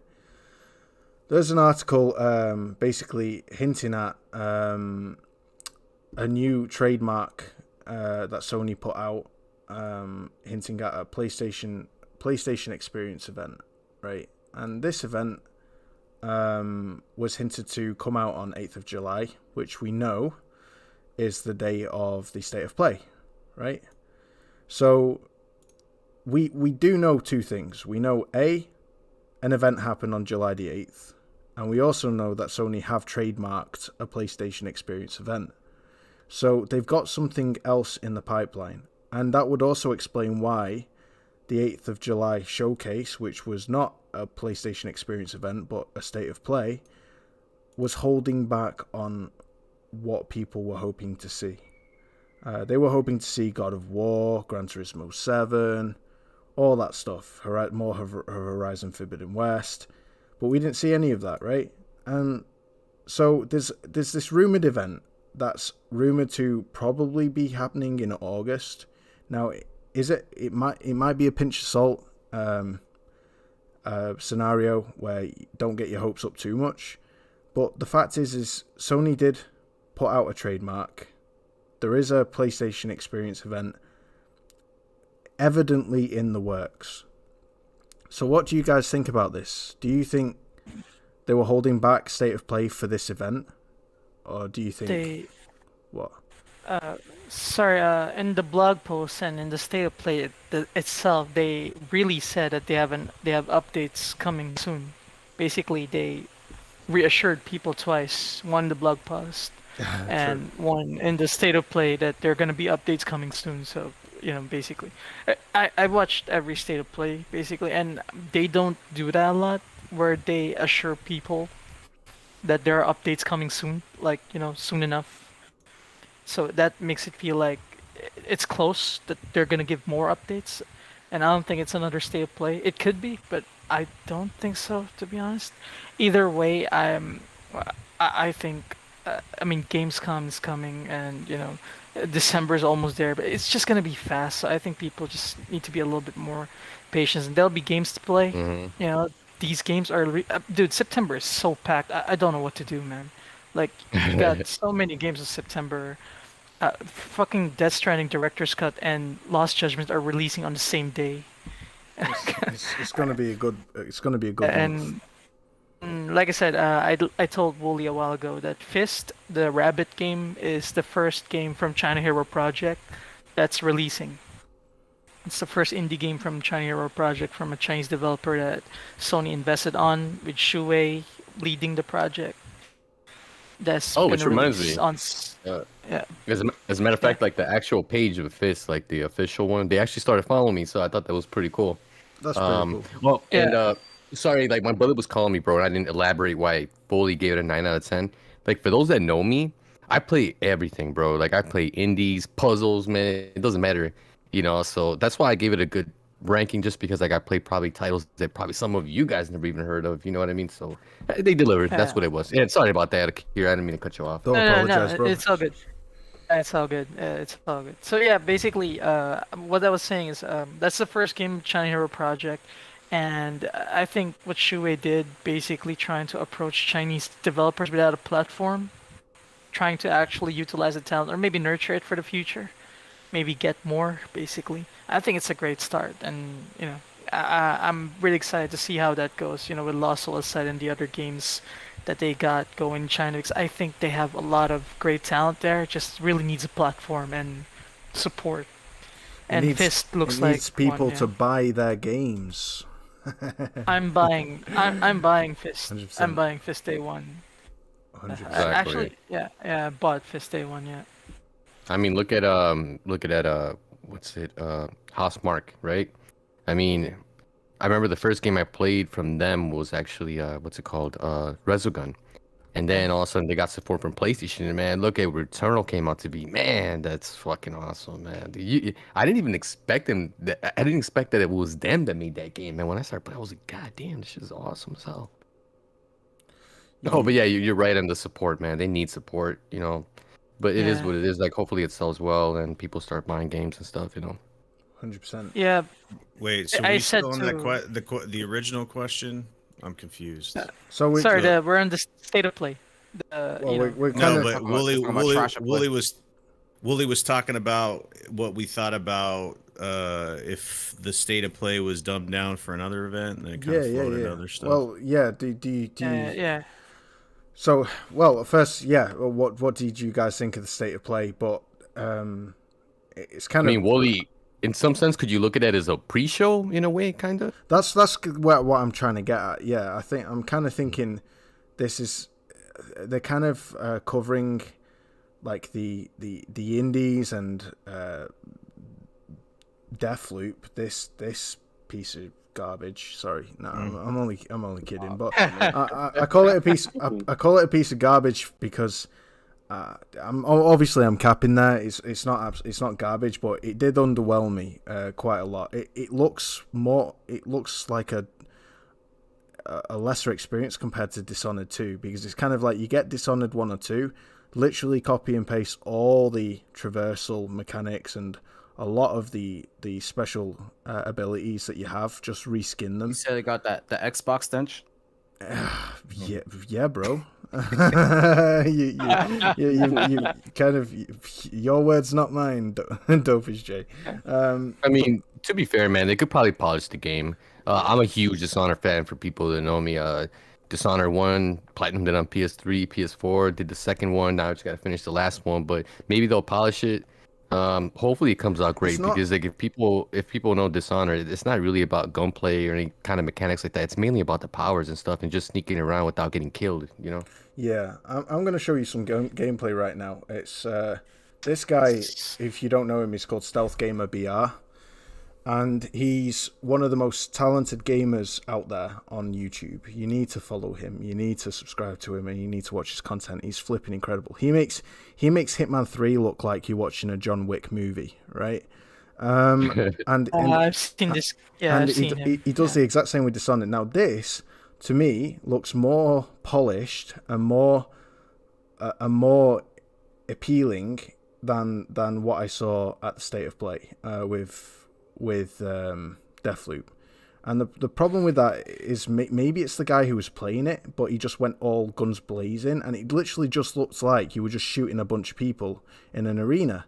It didn't look like there was much kind of much to it. Whereas look what he's doing here, man. He's pulling this grenade that he threw back, and now I can't do any of this shit because I'm not skilled enough, right? Nowhere near. And the problem with Dishonored for me is, unlike Gaming Despair, he's a platinum holic. He just platinums game after game after game, and he's pretty skilled at games. Like I think you need a mouse and keyboard to do this kind of stuff, right? Because it's not that, bro. It's not that I'm skillful compared to everybody else. Like it's like anything. Practice makes perfect. You keep running the game so many times, eventually you get that good. You know what I mean? yeah, but just I can't say I'm better than you. I mean, look, hey, bro. When we were playing Apex Legends, bro, you were a beast. Man, you were getting more kills than I was. Shit. I wouldn't say that, dude. But yeah, but thank you. But I mean, look at how the piranhas this game came is in. on PS4. Ate this guy's body. You know, he chucked a guy in the river, and the piranhas. There's just so much stuff merges together so perfectly, and it's so cohesive.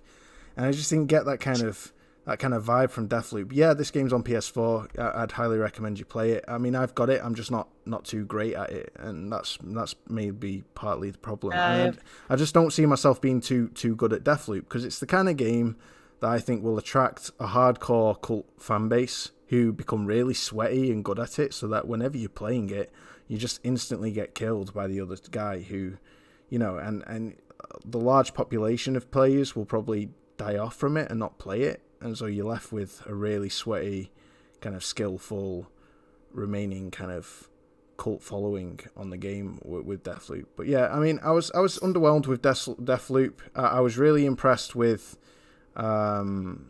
Looks fun. Yeah, It this, does look fun, honestly. This is I haven't Dishonored. played this yet. But yeah, this kind of Haven't gives you a played it vibe yet. of the stuff that you can do in Dishonored. So when you look at this and compare it to Deathloop, it's like the same game. It almost looks like Deathloop is a mod, right? And it just didn't do enough that was original for me.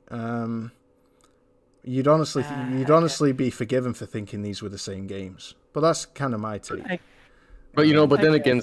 then again, Wally, like, we can't really judge a game until we actually play it. You know what I mean? True. True. Yeah. Yeah. By the way, Salty, I actually want to hear your score for State of Play. Yeah, I was just waiting to jump in. All right, so this is my take on whether or not this was a pre-show or not. Honestly, like until we hear otherwise from Sony, I wouldn't say anything. Just because there's a patent filed doesn't mean that something's imminent. So, in order to not build up unnecessary expectations, I would just go along the thought process of Sony went away from E3, so they're not obligated to do anything that E3 does. And unfortunately, that's hard to digest if you're a PlayStation gamer because you want to have a response to E3. But that's just not the reality of the situation because Sony left for a reason. They want to do their stuff on their time. So if they feel like state of plays or the way that they want to go, then that's the way it's going to be. And like if this was one of them and they'll have other ones, that's fine. If PSX returns, that's cool, but it's not like an imminent thing. So I wouldn't say, yeah, this was the pre-show and then we're going to have a PSX and we're going to have this huge show, because right now we really don't know, you know what I'm saying? So Yeah. like if this was the only thing that we get and then we get something else later and whatever and it's on their time, that's cool because I feel like they're dishing out content at a steady flow, you know what I'm saying? So we're going to get a God of War trailer eventually. Is it going to be next month? But PlayStation usually has a good way of presenting stuff for the gamers to be able to get hyped at the necessary times. And we saw with the E3 that it was pretty much a debacle for most presentations, and it just for the most part was just not polished because a lot of these people are forced to go to an E3 presentation and show off stuff that's not ready, or you get these CGI trailers. Like there was a lot of those in the Xbox conference because you're forced to present this big conference when you're not ready for it. That's why we had issues with that. So maybe it's a good thing that we're going away from that because you'll get stuff that's actually ready to go, as opposed to, hey, we're going to give you the CGI trailer of whatever, pick a Fable, right? And then you don't get a Fable trailer the following E3 because they showed it way too far in advance, and then you have the situation. Yeah, you have the situation where gamers are waiting years and years and years and years because you had to make an E3 deadline. So as far as this event goes, I think I'd give it about like a 7, maybe a 6.5. I thought it was pretty standard.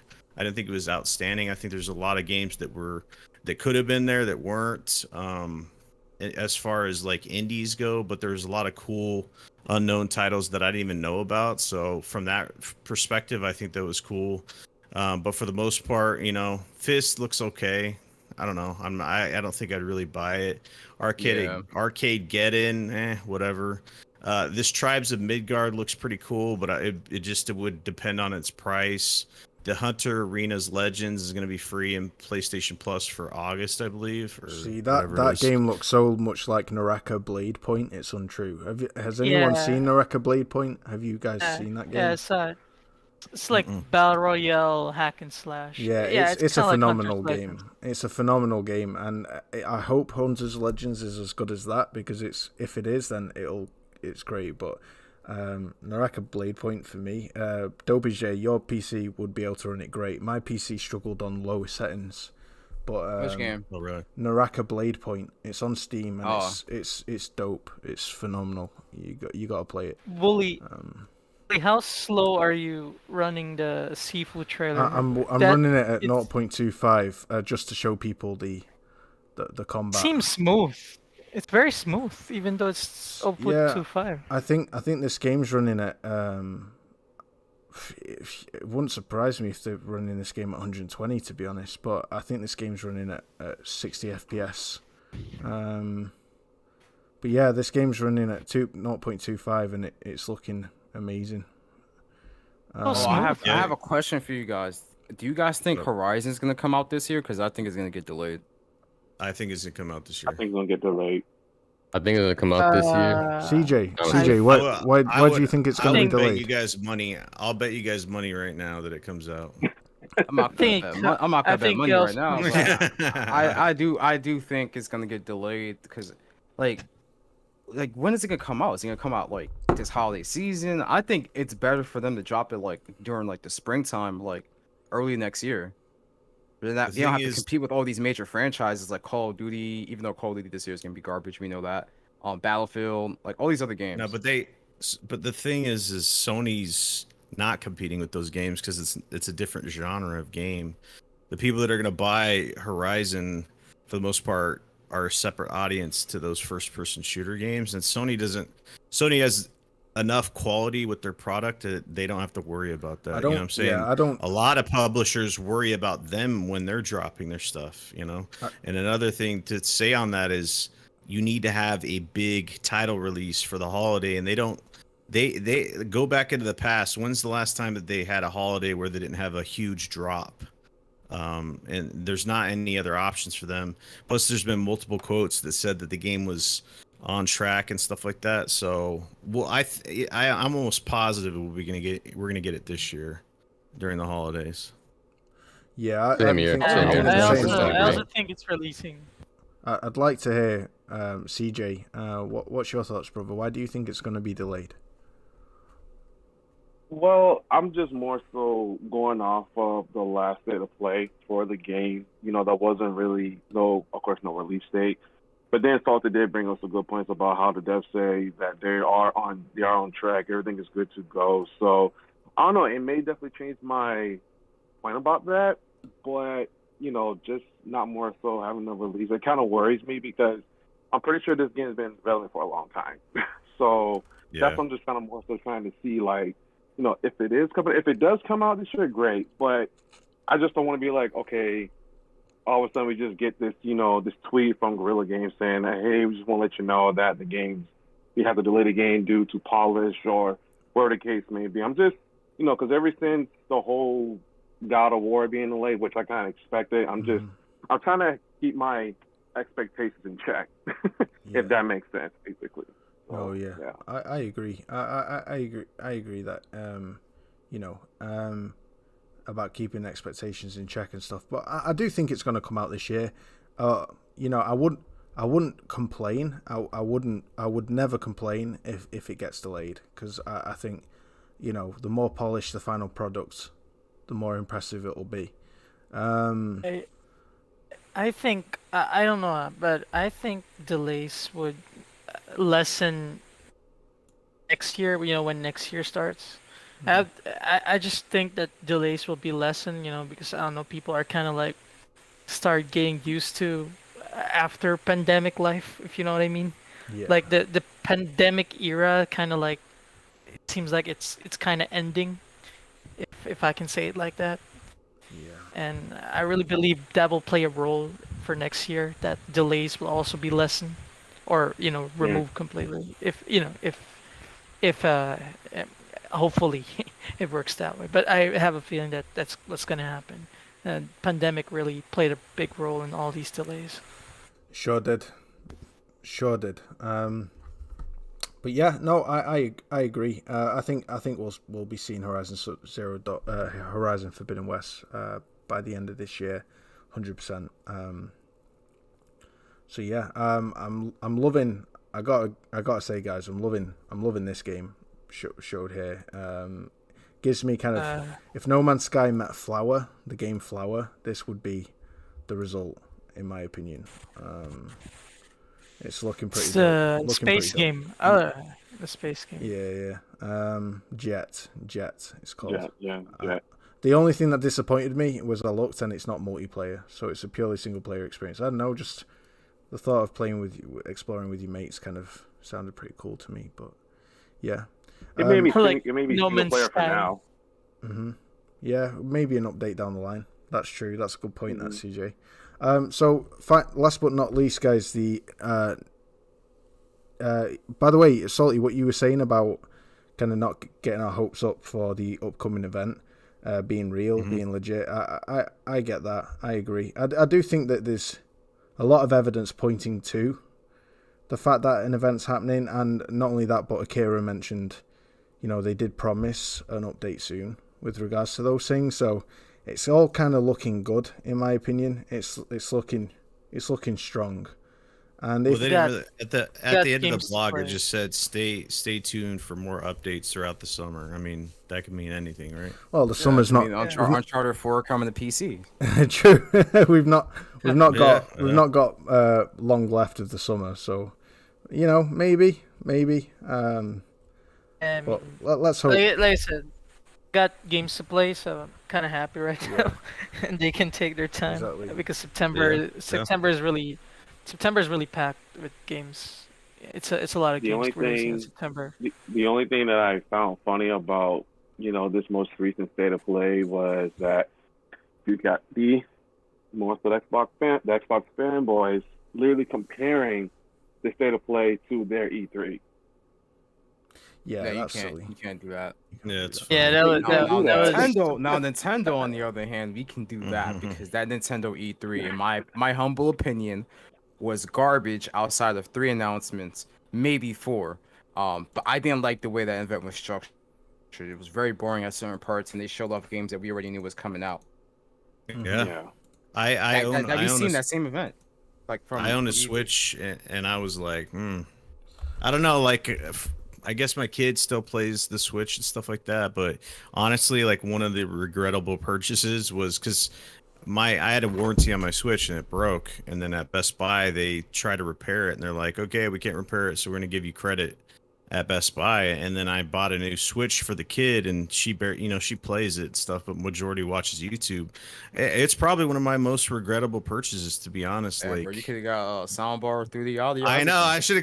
could have got whatever. I mean, more than collecting dust, because Nintendo, they just, I don't know, man. I'm just not motivated to buy their stuff. I don't know if it's just, and then they pull off a lot of just BS, the OLED stuff, and then talk about milking your audience, man. Like Yeah. they're the kings of that, man. So Akira, it's weird, like all the stuff they get away with, yeah. before we touch on the Nintendo Switch OLED, I wanted to ask you, what was that game you shared with me? That looks dope. But that's an indie game called Thamnesia. It's something else, bro. Wait, which one? Is it on Discord or? No, I retweeted it saying, okay, this looks fire. Wait a sec. I need to see your Twitter for that. I'm gonna check. It was a while back. It was what was it? Well, it's been I've been checking a lot of It was games that, recently. Indies. So it's 2D side scroll Oh. kind of 2D. Is it also cyberpunk. anime looking? Yeah. Oh anime yeah, cyberpunk. that's Anno Mutationem is the name of the game. It's what do you call this? It's also from the China Hero Project. Here we go. Replaced. It's called Replaced. Oh, that one. Oh yeah, that was shown on Xbox E3. Sorry, that was shown on Xbox E3. Replaced. To be honest, I don't want to be mean to the Xbox people. I mean, I think they had a great show, but that's the only game Here it is. that caught my attention. Yeah, That's the only one that stayed with me. we do need to clarify You're something, telling me because Halo did nothing for you? there's a lot of I'm gonna find you, bro. all of that. You know I'm There's, coming for you now. there's a lot of confusion about what console launch exclusive means. It basically means timed exclusive. So, just wanted to clarify that. This is a console kinda launch like exclusive, the same as Stalker, PS5. the same as Stalker 3. Sorry, Stalker 2. and a few other games. And basically what that means is it's exclusive to Xbox at the time that it's launched, but it will inevitably come to other platforms down the line. Either way, this game looks absolute fire. Like the gameplay it shows, Halo Infinite. The Halo Infinite, the what do you call it? The cinematic cutscene there. That was heroic. You know, with the Master Chief kind of fighting his way towards. I'm not really sure because I'm not familiar with Halo, but you know the cutscene looked heroic. I think it looks cool. However, I'm not really a huge Halo fan. That's why I replaced kind of like. Did you call him? Did you call him Master Truth? Is that what you call him? Master Chief. Master Chief. Master Chief. I love it. Sorry. This better Master be gameplay. If this is gameplay, then damn, look at this gunplay in a second. Check this out. This is phenomenal. Look at that smash, and then like he shoots this guy. He shoots this guy with his gun. It's like it's so. It reminds me of Blade Runner movie, to be honest. The way the action. It gives me real cyberpunk Blade Runner vibes. Yeah, it's. I don't mean Cyberpunk the video game. I mean Blade Runner's set in a cyberpunk. Every time I hear universe. that name, I'm like, ugh. Yeah, you get shivers. Cyberpunk. This though, guys, this game looks legit. Like so unique, so fresh. It's I'm impressed. the only game that caught my attention that really stayed with me. Replaced. Yeah, me too. It's phenomenal game. It looks like some indie trash to me, man. No, I'm joking. I was like, salty. Come on, man. Why are you so salty? That's the narrative, right? I mean, no, that's the narrative because it's funny because you said that people are saying, "Oh, PlayStation, they hate indies. They don't support them. They charge them $25,000 to get on the storefront." And then they're like, they have a whole show devoted to indies. Man, this show is garbage. Nothing but indie trash. And then it's like, all right, it's kind of weird how that works out, right? It's really weird. Yeah, man. Dude. Find out weird. I mean, dude, like I said, man, I play indies, man. I'll definitely give games a chance. I've always been doing that, but indies are the reason why I want to upgrade my PC, because the PC is just full of great indie games that I've been finding recently, and I always have the mindset that every big developer out there started with indies, so eventually these developers, if they become successful, they'll be big as well. Sorry. To be honest, like having the Series X and Game Pass, I've said this before, but people like to close their ears. I mean, Xbox Game Pass is the best place to be if you want to get indie titles and not pay for them all. You know what I'm saying? The Ascent is coming pretty shortly here to Game Pass. They're putting other banger titles in there. Just a majority of the really almost day and date, and you get it for the subscription cost of Game Pass. And if you like these indie games, that would pay for your subscription by itself, and then they have anything else. But I'm looking forward to the Ascent, and then they're going to be adding some other stuff in there. Ascent is also cyberpunkish, right?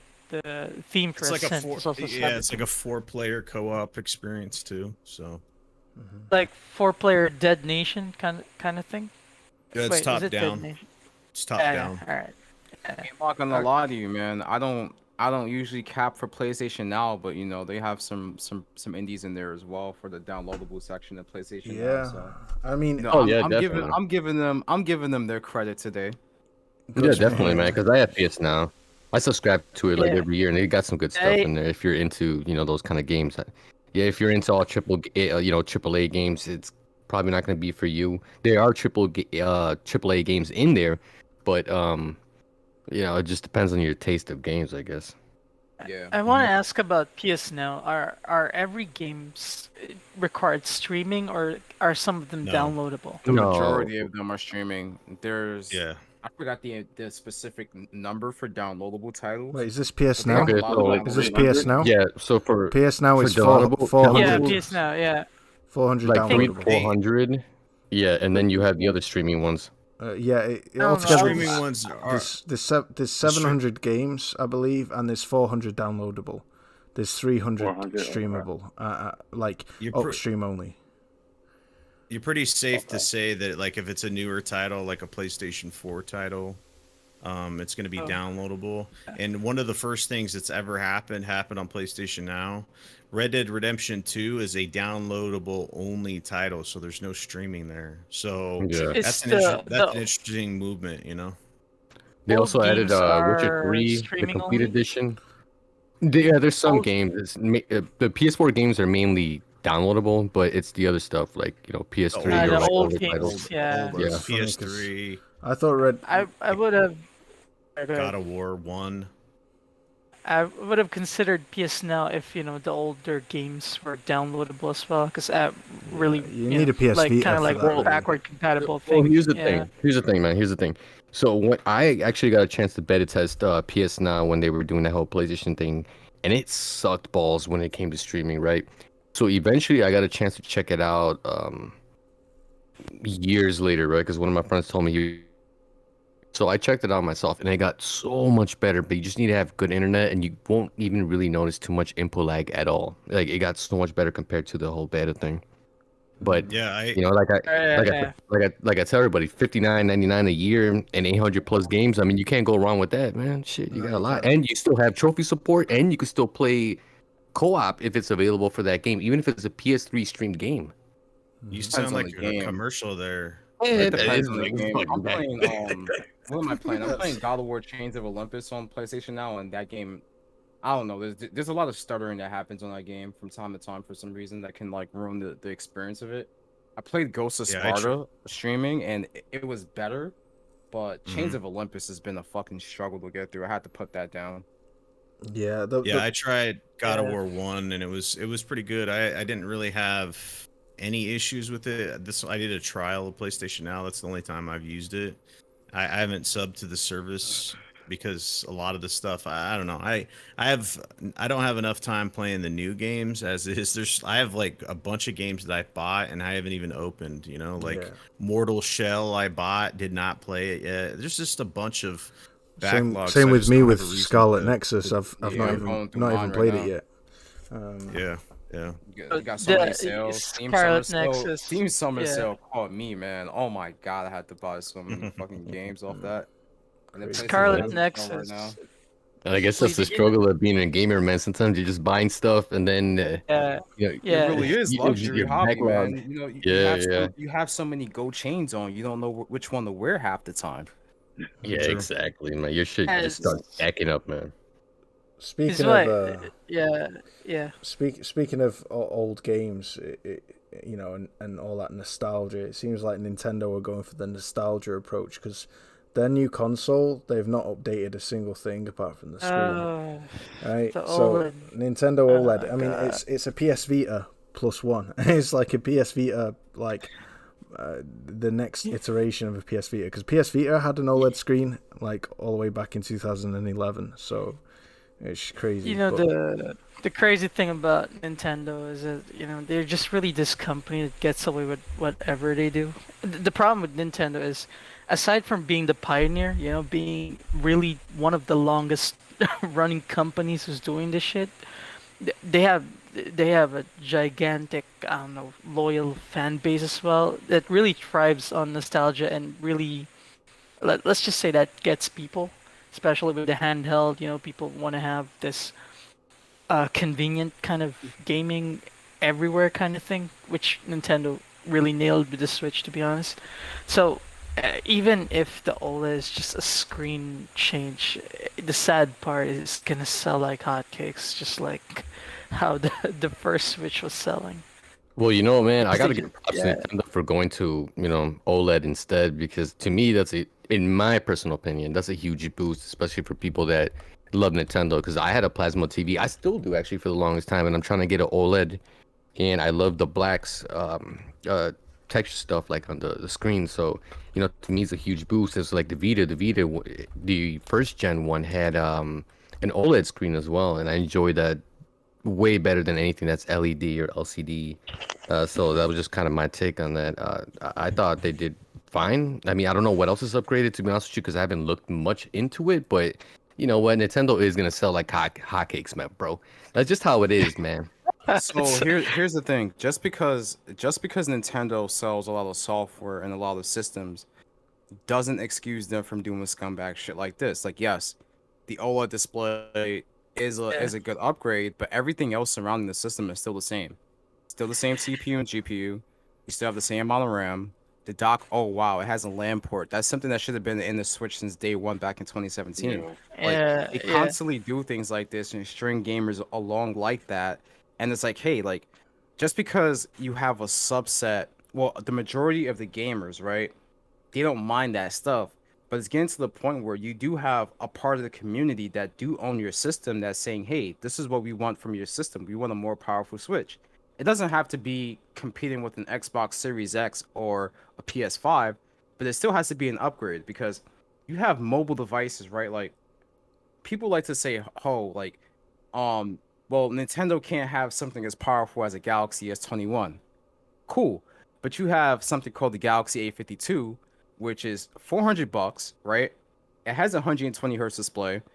It has a 128 gigabyte internal storage inside of it, and it has a 5G chip, all for $400.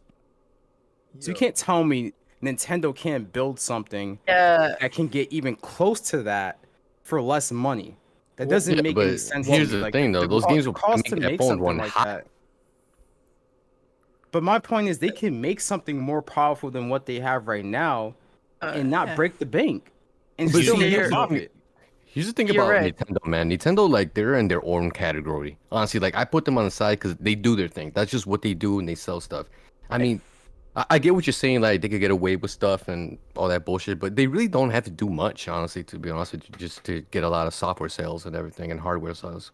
I, I I th- Sales. always I always say that Nintendo works in the shadows. You know, they're kind of like they're not so in your face like how the other consoles are. And the thing with what do you call this with Nintendo is it's funny, but it's true that they're the only you know manufacturer right now who sells consoles at a profit. Even Xbox and PlayStation are selling consoles at a loss. And Yep. that's because they're scumbags. That's Just why they're cheap. selling at a They're just profit. extremely Yeah, cheap with it. But like, if yeah, they yeah, really wanted to, they can make yeah, something more yeah. powerful without breaking the bank and still yield a profit. But they don't want to They right now can. because Yeah, they they're don't want. riding high off the Switch. And like, yeah, the Nintendo Switch is a very successful system. I own it. I like it for the most part, but there's certain games I won't play on it because the performance is just that bad. Yeah, yeah, Yeah, it's yeah. it's crazy. You talk about milking it. You know, it's 4-year-old hardware now, and you could, you know, even the PlayStation gets a mid-gen refresh, and so does Xbox, and they're substantially more powerful than the launch counterparts. Just to enhance the experience some more, they could have at least added more RAM, a slightly more powerful, you know, SoC, and just to enable like better frame rate and higher resolution. Like, it's just pathetic. They must be so out of touch to hear all the chatter about a Switch Pro. Wow, a Switch Pro, Switch Pro. That word was trending on Twitter for like weeks, and then before you know it, oh, Switch OLED. Like, you would have thought they'd go back to the drawing board and go, all right, guys, you know, let's not The only let's not take the piss too much.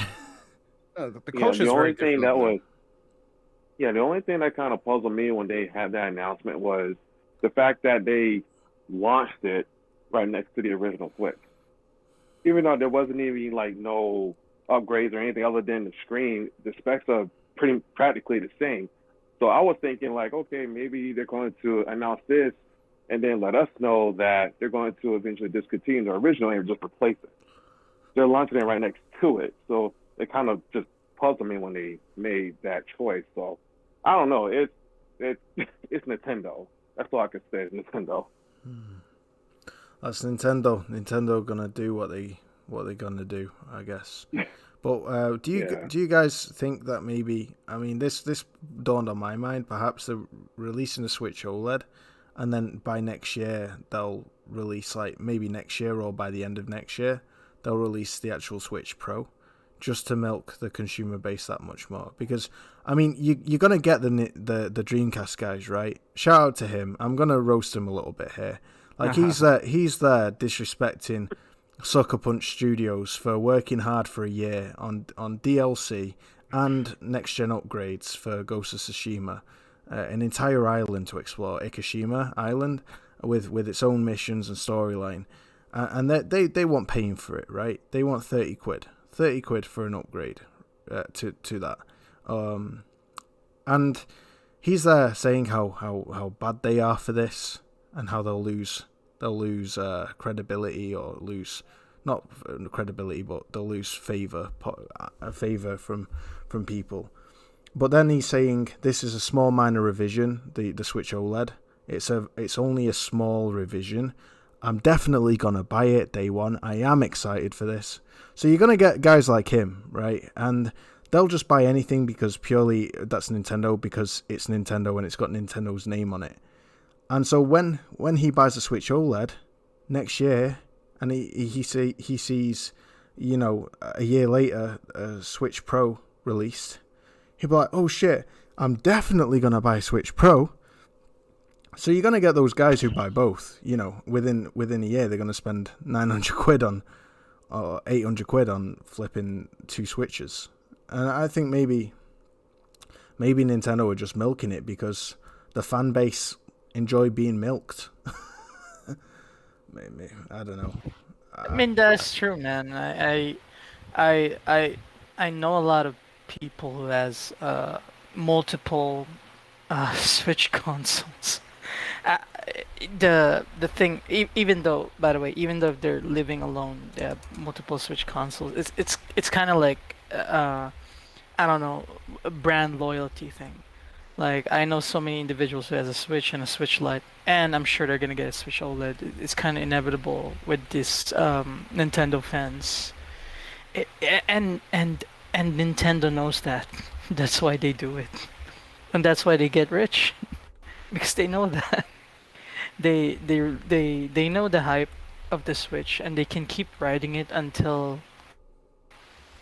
God knows when. But every time they do this little updates and make it seems like it's a new update, even though it's not really that big, people are just gonna buy it, and they are more than capable of making a stronger, more powerful Switch console. That's not that's out of the question. It's just, you know, Nintendo runs a business and they're pretty scummy and they can get away with it. They fucking sold Skyward Sword for $60 and it got sold out.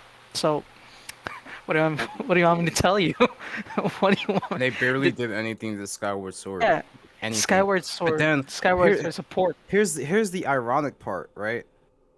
When there's other games, like look at Mass Effect Remaster, right?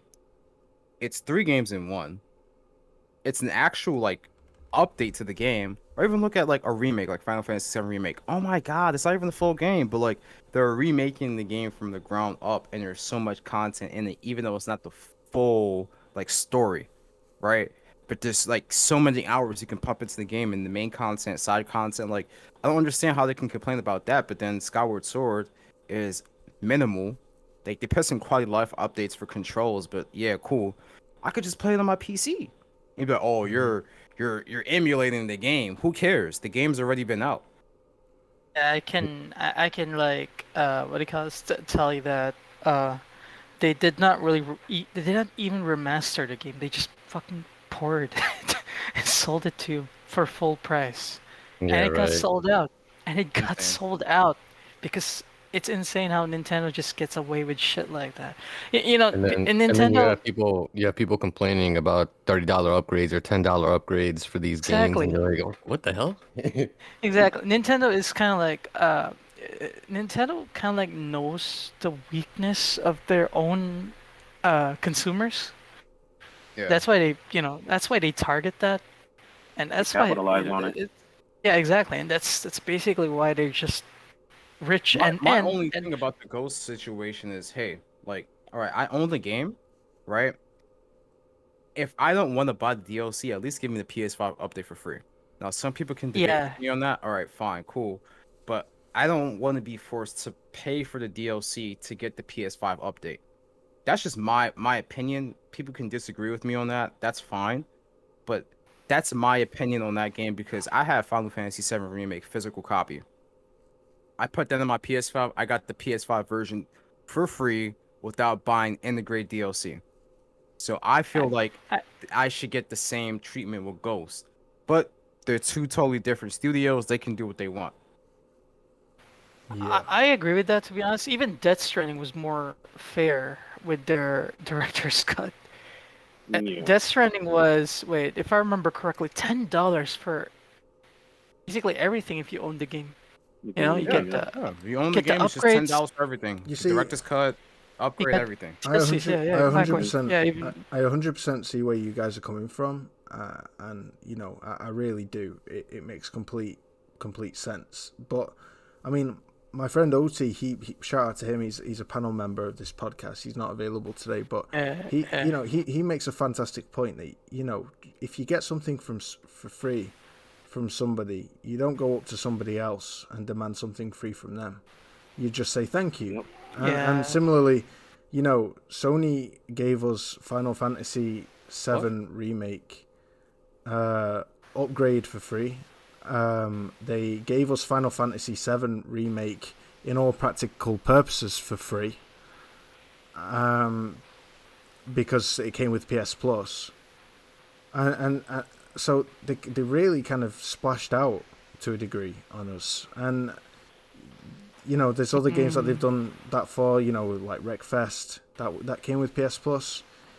So, although I do see where you guys are coming from, I do still think devs deserve their due. And if a dev has worked for a year on the next gen upgrade, which is more than just a higher resolution, and for unlocked frame rate, it's a legit upgrade with entire like lip sync and stuff like that for Japanese language. I think they put a lot of time into this and they deserve to be rewarded, in my opinion. Yeah, so. I mean they did get rewarded for me. I spent $80 on the deluxe edition of the game. Yeah, me too. I was the main one. You see, me here's the too. thing. I spent the main that too. version. I was the main person on Planet Xbox capping for that game. I was like, yo, this game's about to be a hit. It's about to be a banger. Now my Metacritic score was off, and I felt like it shouldn't have been because there was, some publications that really gave that game a bit of a raw deal. But still, that game should have been an 88 plus because it was a wonderful experience. But still, I spent $80 on the game. I want that PS5 update for free. That's it. That's all I want. I'll get the DLC. But at least give me the PS5 version. But hey, it is what it is. It's okay. I'm still gonna get the DLC because I. But had which a game fun are you talking time with about? the Which game are you talking about? Ghost of Tsushima. Oh. Ghost of Tsushima. Go of Tsushima. We should say that. Go of Tsushima. Because Jin is a savage. All right, you know what, man? Like, I'm not trying to be negative here, but I feel like a lot of gamers are just so entitled where they feel like just dropping $10 more, like, it's gonna be a big deal when it's really not. I mean, we pay bills. You know what I'm saying? It's just you don't have to buy it. You know what I'm saying? Like me, I'm gonna buy it. I'm gonna get it. Because exactly. I think So- it's not a big deal to us, but it's a big deal to them. It's a big deal to Sucker Punch. That $10 goes a long way between, if we're scattered across a large player base, it can be the difference between funding the next game and it not being funded fully. And them going to Sony for yet more money. yeah. Plus, Wooly.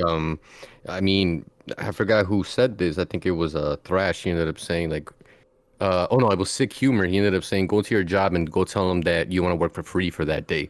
Come on, man. These guys have to work. You know what I mean? They got to make some kind of bank and put money in their, put food on their table. You know what I'm saying? So like, I'm they all get for paid it. salaries. Well, they get paid salaries, yeah, but they still have to work. They don't get commission off of the sales of the game. So here's the Bro. thing: they get paid. They have a budget. They get paid their salary. They already made money off the game. Ghost of Tsushima is one of the better selling games on PS4. To my knowledge, But I they think still have to they work, get a substantial. Do you think the whole team is working to make that update? Just the PS5 update. That's all I'm talking about right now. forget the DLC. We're just talking about the PS5 update. How many No, people do you think it takes them to make that? Sucker Punch are hopefully working on a Sly Cooper reboot. I wish. But yeah, no, they're not all working on that update at all. No, that's facts. That's what I'm And that's saying. the thing. So, I like, wasn't saying paint they were that all kind of working on it. picture, I'm no, just saying that there's that's people working on it. irresponsible. They're always getting paid no matter what. Yeah, I get that, But you're that still money, putting in work. that pay comes from somewhere, and that pay ultimately comes from the consumer. They wouldn't be getting paid if we weren't buying their products. And so the product was already released last year in 2020. yeah. It was received well. It was purchased. So I own the copy of the game. If I put it in my PS5, hey, at least let me get the update. Well, If you want me to pay for the DLC, okay, like I will get the DLC. You see, Because Square Enix had no problem with saying, hey, if you don't want the DLC, don't buy it, but at least you're gonna get that PS5 update. But brother, in my opinion, like I hear you, but like not only do we get the 60 FPS update, but that's by the by. That's by the by, because that's just like a quick patch, right? Which is fair enough, fair enough. But you got what you paid for a year ago. And this is something different. This is extra work, extra resources put into this. So I don't. I feel like it's holding Coalition a put extra work into Gears 5. But Coalition, right? dude, they did a whole native port for Series X whole and revenue, gave you the DLC for free. Their whole and revenue. I'm not holding them to the same standard, but but that whole revenue isn't reliant on consumers of their product. It's reliant on consumers of Game Pass. Their whole revenue has nothing to do with who buys their game and how many buys their game. So it's a completely different model, and so yeah, and they put shitloads of MTs in as well. So which got lowered down a little bit. They got tamed a little bit later on down the line because there was outrage about it. $10 for for 3 characters was like crazy. But yeah, I hear you. But what Sucker Punch, they gave you a product that you bought a year ago, and to hold them to ransom for a year down the line for something additional that they put out. They also gave us free multiplayer. They gave us the 60 FPS patch. They gave us an additional difficulty mode. They gave us, different additional features within the game throughout a 6 month to 8 month period. And so I think it's time that, I think it's completely fair that they're charging for this, for the full thing, and not breaking it down into mini purchases. Oh, get the next gen update for this amount. Get the map for this amount. Get the lip sync get like the lip sync and all the other next gen features for this amount. Get the just the map, the additional map and island and campaign for this amount. Get get it together for this amount. I just think that's just messy. So just to break it down into a simple 30 quid purchase, it just makes sense to me. Like I said, I'm gonna get it because I like Ghost. I've been capping for the game since I first seen it. It's kind of like it's kind of like Wapsilla ended up saying. Final Fantasy Remake free update was all visuals, not gameplay content. Then he says Coalition DLC for Gears is $20. And then hold on, he says Coalition charges $20 for skins. One skin is twice the price to Ghost of PS5 upgrade. Facts. You see where he's failing to mention, right? So Final Fantasy VII Remake update for PS5 gave you a native PS5 port if you already own the game. DLC is sold separately. Gears 5, they gave you a native Xbox Series X update free of charge, right? If you wanted to buy the DLC, it's $20. If you have Game Pass, it's included, right? So, those two situations outside the window. I'm saying, hey, why can't Sucker Punch give me the PS5 update with the visual, the 4K 60, right? And the DualSense features for free because I already bought the game. And then I can buy the DLC separate. But Well, I mean, you like, know, what more do you want, though? I mean, because they're not. give us free multiplayer Well, as well. what if they Like, come on. charge? What if they charge The 30 quid? multiplayer was last year, so the multiplayer throw that out the So free window. contact. But dude, this again. That has nothing to do with the PS5 But next it has gen update. it though. has That's everything. different. It has everything to do with what you bought a year ago, what you spent money on, and what you spent money on a year ago was a PS4 game, Ghost of Tsushima, and you got more than you paid for. You got the free multiplayer experience, additional content on top of that. You bought a complete package, and that's what you bought going in. We're not entitled to more for free. If we Not get like given I'm more asking for free, the we say DLC thank you. for free. Like, I'll always play for the DLC. Yeah, I get that, bro. But I just think it's been a year, and to me, it just makes it's completely. I think it's completely reasonable. What if they gave us the next gen upgrade for free, but charged $30 for DLC? Is $30 too much now for an entire island? We all paid 40 quid for Uncharted Lost Legacy. That was pretty much DLC, and people praise the shit out of that. Same thing with Miles Morales. People call Miles Morales a DLC, but I paid for it. And so what about an entire whole new Ikishima Island with its own campaign? Is that worth $30 to you? Would you pay that? Of course, because So- it's Ghost of Tsushima. So In that game, Goat of Tsushima. I should be specific. Goat of Tsushima. Like I said before, it's a great game. If you haven't played it, definitely play it. Buy it. yeah, I mean we'll just have to agree to this. What do you think, chat guys in the chat? Godzilla like, man's greedy. If I heard this guy and I worked that sucker punch, I'd be like, F this. The price is going up. Facts. No, Hey, go ahead, up the price. But guess what?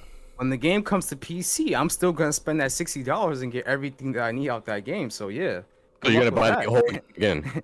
You're gonna buy the whole game again, even though you already bought it last year. Why do you gotta go back? Nope, I don't gotta go back. that nostalgia, I don't gotta do that, bro. But I'll tell you what I did. Because He's gonna spend Horizon, 60 right? He spent $60 already once. He's gonna spend $60 again. How does that make any sense? You're paying for an update. Well, I said I wasn't gonna do that. First of all, second of all, Horizon never got a PS5 update. So guess what I did? I bought that joint on PC. Okay, years ago, we go. right? Yeah. No, Gotcha. recently. Waiting game. The waiting game. Recently. Waiting game. Recently. Okay, Yeah. you got it recently, right? So you Yeah, I played the got whole game waiting game, recently. right? Because I didn't play it on my PS4. See, this is where I stand, right? 30 quid for the DLC alone, I think would be reasonable. 30 quid for the DLC and a next gen upgrade is absolutely fine. It's just semantics here. It's just semantics here. You're getting good content for a fixed price, and whether they should choose to separate the two to give customers more options on what to buy, which part to buy and which part not to buy. I don't believe that they're obligated to do that. If anything, it's the exact same case with Spider-Man Miles Morales releasing with the Spider-Man Remaster. They weren't obligated to sell Spider-Man Remaster separately at launch of Miles Morales. Why? Because how the hell would that be good business? Think about it. Wouldn't be good business, what would but that let me do? say this What would about that, Miles Morales. let me finish I'm this glad point. you brought that up. Let me finish Right, this go point, ahead, and go then ahead. you go ahead.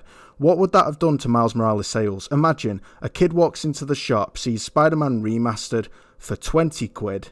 What would the mum buy? She sees Spider-Man Remastered for 20 quid next to Miles Morales for 50. Or for 40 or whatever. I don't know what it was. I can't quite remember. I think it's 50 quid. Which one would she buy? They both pretty much play the same. So it would be so counterintuitive to Spider-Man Miles Morales' success and self-deprivating for them to have paid it separate, sold them separately. And I think there's a line that we have to we're all crossing way too much as consumers. The line where we want the cake and eat it. And I think if you allow devs the opportunity to create a product, and you want devs to create the product, you've got to let them sell the product.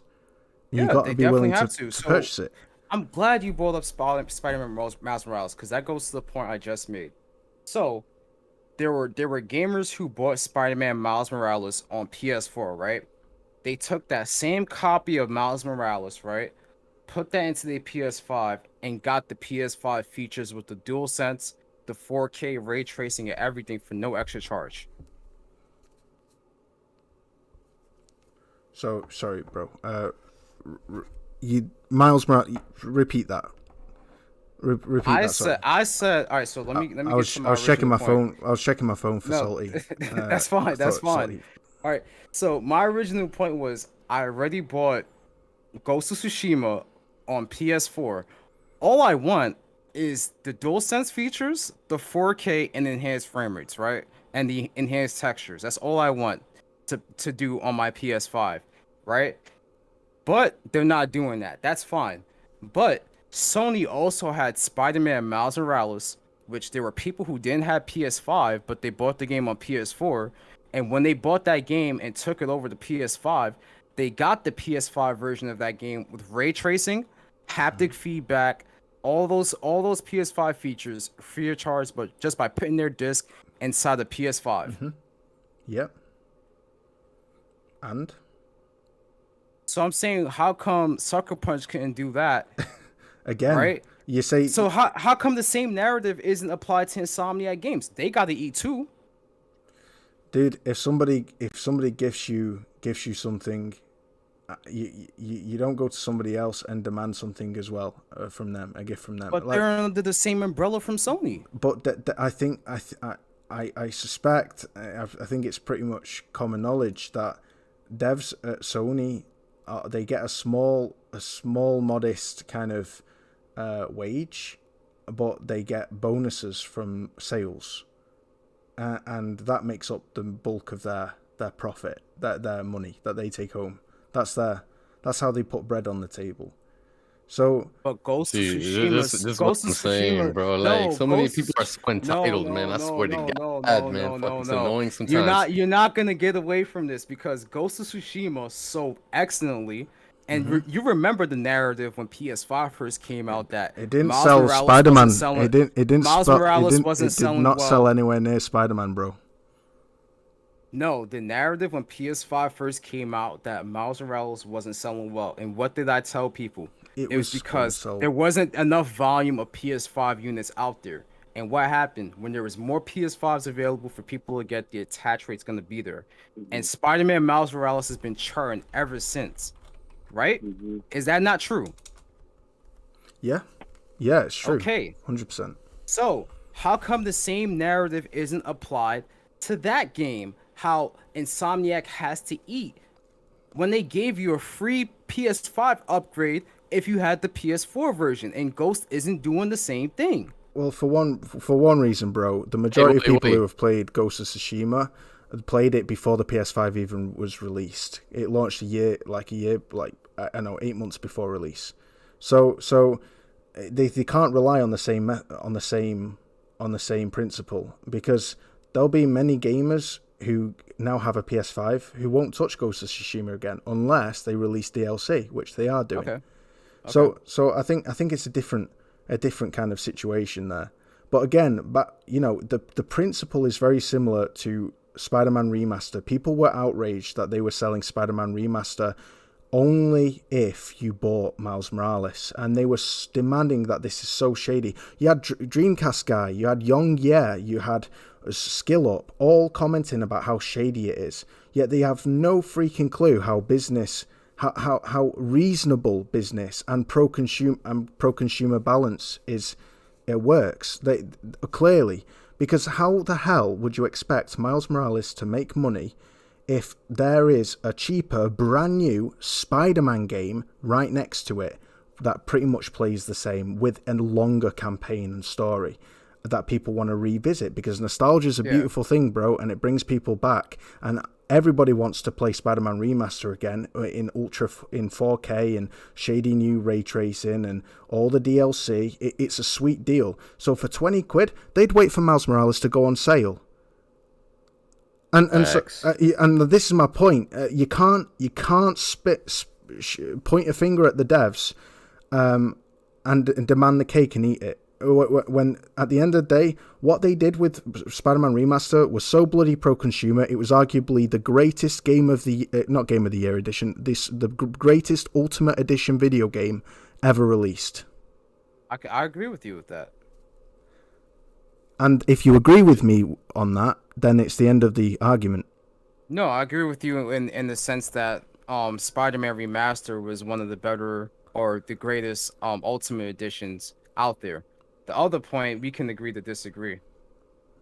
Fair enough, my guy. But you know what? I love this because it's all about, different opinions. I just think the principle between Spider-Man Remaster is the same principle with Sucker Punch. People are outraging now at Sucker Punch without having all the facts. And I think when you consider the fact that they gave free labor after the release of Ghost of Tsushima, and they're not anywhere near the profits of Spider-Man, what Spider-Man made, maybe they can't afford to just throw out a free next-gen upgrade and it take away from people purchasing the DLC, when the hope is that the upgrade attached to the DLC will incentivize DLC purchases, which makes sense. That's business. We're benefiting by getting brilliant quality DLC and the upgrade for a very reasonable 30 quid. And that to me is what it boils down to. It's the same principle as Spider-Man Remaster. It's the exact same principle. Yeah, you're right. But I hear you. I do hear you. I hear you, Dope is Jay. I hear what you're saying. But I do think that if you bought Uncharted Lost Legacy for 40 quid and rated that game highly, then you would be arguing that's even more egregious, because the Uncharted, Naughty Dog didn't charge 30 quid for Uncharted Lost Legacy. They charged 40 quid for extended glorified DLC. Whereas here, they're charging $10 less than that, or 10 quid less than that. They're charging 30 for an entire island with campaign and next-gen upgrades. I mean, what more could you ask for? What do you want from these devs? Yeah. Honestly, bro, I'm just tired of the whining and entitled gamers, man. I hate that shit. It gets fucking annoying. It's starting to get on my nerves right now, honestly. Dope is Jay. I hope you don't feel offended, brother. I'm not feeling offended. If you got something to say, just say it. That's it. Like, it's okay. Like, if you're gonna call me entitled, just call me entitled. Don't say gamers. I said entitled gamers, all right? Because I'm tired of the crying. That's what it is. You're saying that you're tired of the entitled gamers. Yeah, exactly. Based on my statements and what I said, I'm assuming that you think I'm entitled because of what I'm You're saying. making it seem like you are. That's what I'm saying. So say I'm entitled. Don't mask it behind gamers. Just I ain't say, trying to mask it. You know what the hell I'm trying to say. No. You know what the hell I'm trying to say, dog. Chill out. Say it. Right. All right, then. You're an entitled gamer. There you go. Hey, there you go. That's all you had to say. There you go. don't have to mask it. We all here on the podcast. But you know what? I will say one thing. There you go. Right. All right, guys. Don't be scared. I will say one thing. Ooh. Shut the fuck up, man. Fuck out of here. Oi, guys, come on, chill your shit. All right. What I will say is, shout out to Dopey's J for, regardless of the fact of how you feel about this, you're supporting the devs still. You bought that game day one. You're buying the DLC. You're supporting devs. Like I said earlier, like I'm just like you. We bought the deluxe edition, the steelbook version of the game. Mm-hmm. It's not like I'm out here not spending money on the game. No, facts. I hear you, bro. I hear you. But at the same time, it is what it is. It's how you look at it. It's apples and pears. But I do think that there is a clear difference in I think there's a clear shift in attitudes towards value and what games are worth ever since Game Pass released. I think that shaped people, because people didn't hesitate to buy Uncharted Lost Legacy, and that was more money, and yet people now spin outrage for devs charging 30 quid for a year's labor. To me, it baffles me. But yeah, But I respect you, bro. I respect your opinion, and you've been like I said, we can agree to disagree on that one. yeah. I'm not gonna disrespect you at all just because you have that difference of opinion. Yeah, facts. Keep it classy. Shout out to Cesar Exposito. He's in hospital right now. He had an accident and it looks pretty bad. He DM'd me a picture, and I tell you guys, like, yeah, it was. I feel for you, bro. So shout out to you in the chat. Thank you for being here. And your take is Ghost of Tsushima wasn't. They had to do extra work to put those features in for the PS5 version. Among those, you have to take into account that lip sync for Japanese. Exactly, this is what I'm saying. It's like you can choose. If what part of the next gen upgrade do you want? Do you want the higher res, the higher the frame rate, the higher textures, but not the lip sync as like a next gen upgrade? And then the lip sync comes part and parcel of with the island and the extra multiplayer game mode that they're apparently releasing. I mean, how do you break this down? They're doing another multiplayer mode? Yes, they're doing shit. rumored. They've said that they're releasing an additional multiplayer option, like mode, and everybody's hoping, praying that it's a 1v1, which would be fire. So this is my point, bro. I mean, what part of that next gen upgrade is the next gen upgrade, and what part is the DLC? Because there's Japanese lip sync, there's an extra game mode, there's an extra island, and it's like. That it's not all just it's not just a slightly higher resolution and bam, that's it. They've added a lot more shit to it, and it's like, well, how do you kind of bridge that line between what should be free and what you should pay for? And I don't think using what other people have given you for free, I don't think that should be the deciding factor, because somebody gives me a car, I'm fucking grateful for the car. What a gift! But I'm not going to go to somebody else and say, "Hey, I got given a car by this guy. Now you give me a car." Yeah. or give me a scooter. And I'm not saying you're that unreasonable, bro. I'm not by any means. You're a very reasonable guy. I'm hyperbolizing for analogy's sake. And this is kind of how I feel about it. But I'm not going to be wishy-washy about it. You know, that's kind of just my feelings on it. You've brought out your points. Gaming Despair's brought out his. And I don't know how Prodigy feels about this. I'd love to hand it to Kira if they're still there. Maybe they're asleep. No, I'm here. It's interesting because at first I was kind of confused on how the upgrade system went when it comes to these certain games, and actually I learned a lot based upon hearing you guys. But just kind of looking at it from the outside in, I personally think that it's the devs, like especially the Sucker Punch, because I kind of looked at it as, if the devs if there's not a lot of work being put in regarding the upgrade to the PS5 in terms of the haptic feedback and everything else, but pretty much for the PS5, but I thought there was more work being put into, the Iki Island.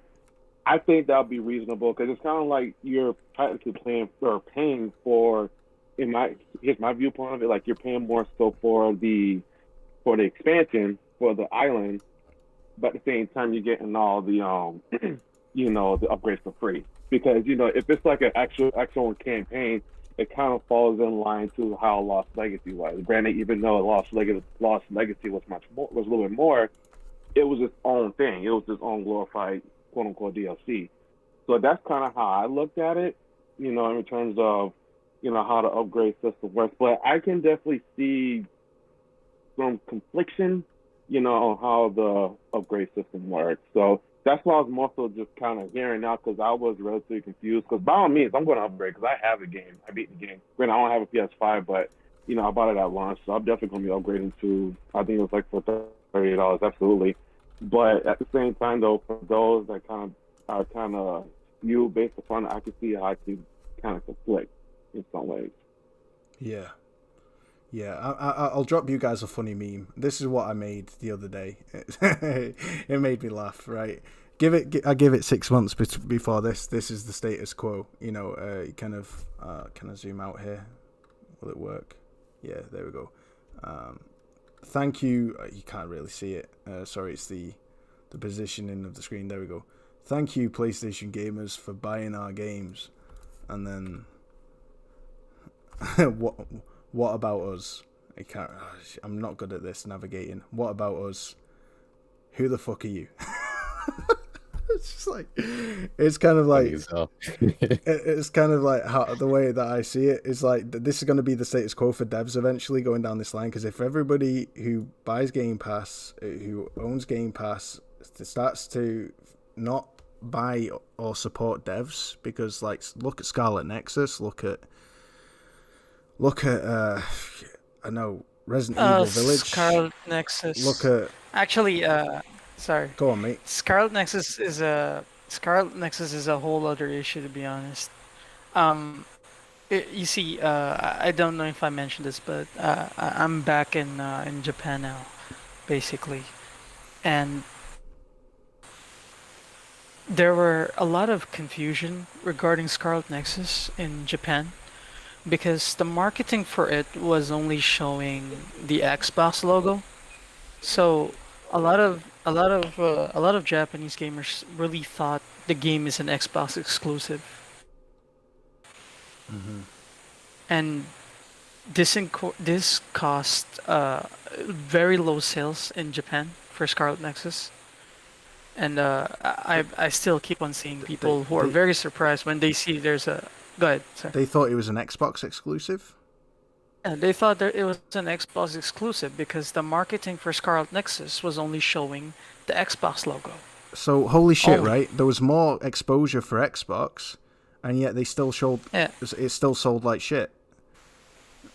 Yeah, because people were asking for a PlayStation version in Japan.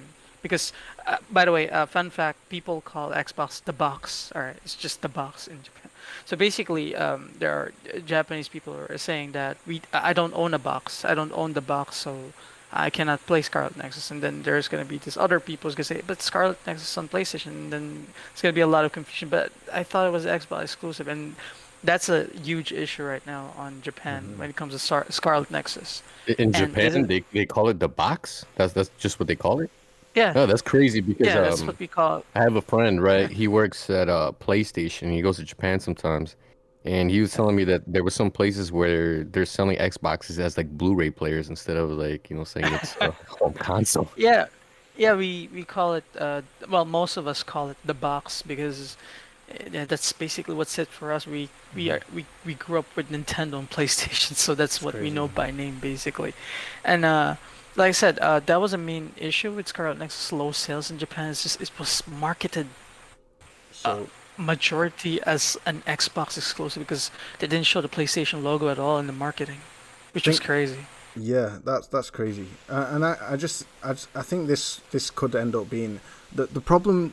It's both brilliant and terrifying at the same time. There's what Microsoft are doing is they're forcing devs' hands, and they're forcing devs' hands to either sign up to Xbox because Xbox Game Pass because their game isn't going to sell enough on the platform, or just forego the platform entirely. And so it gives Microsoft kind of haggling room to bring the what they dish out down, especially in the long run. Further down the line, this is going to be even more the case because there's more subs to Game Pass, right? And those subs are going to grow. So the more Game Pass grows, the less people are going to buy Xbox games. It kind of is pointing to that pattern. And people who cap saying that Game Pass increases sales and they use an unknown game that lacked exposure, like Descenders as the example, I just think that, use your noggin, all right? Obviously, a game that lacks exposure and then gets exposure because it's on a subscription service to 30 million people is going to start increasing in sales because there's always that 1 or 2 or 3% who will buy the game. But that doesn't mean, or we'll see it advertised on Game Pass, right? It's going to be advertised on the TV or on the internet.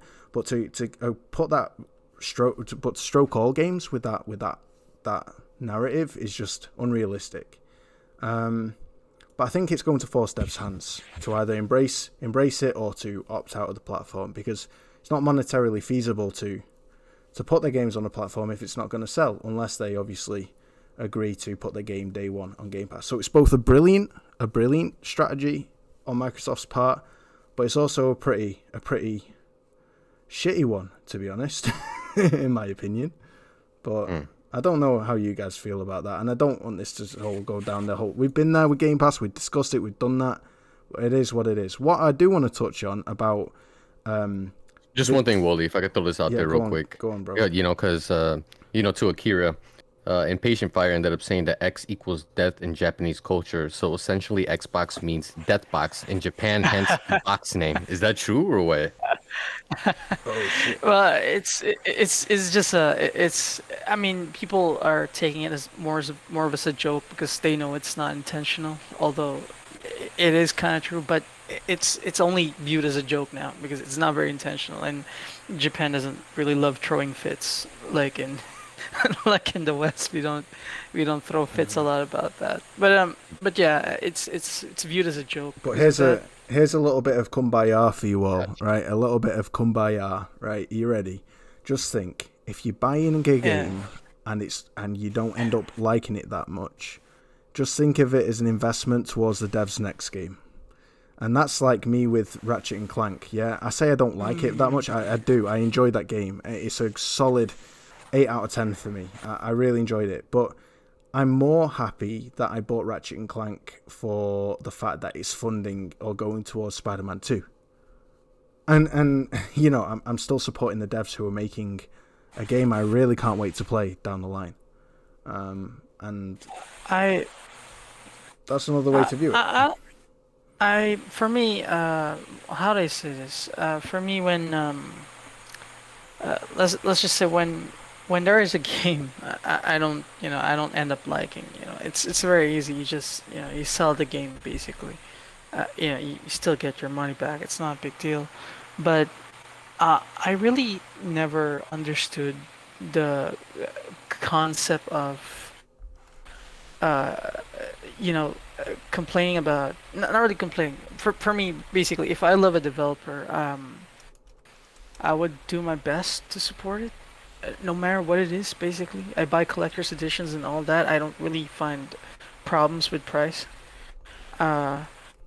and because Same, I just think they prosper more if you support them more. And I think I find it weird when people say they love this game or they love this developer, but then end up complaining about paying for a product from this developer as well.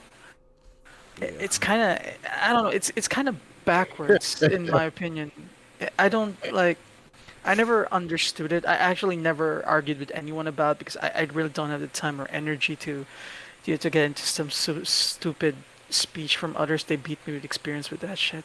So I never question it with others, but I just kind of observing other people, and I kind of noticed that. I never understood that. For example, Arcane is actually a good example. I see a lot of Xbox people right now praise Arcane to the heavens, even though I didn't see that a lot, although they were already great developers before they were even bought by Xbox.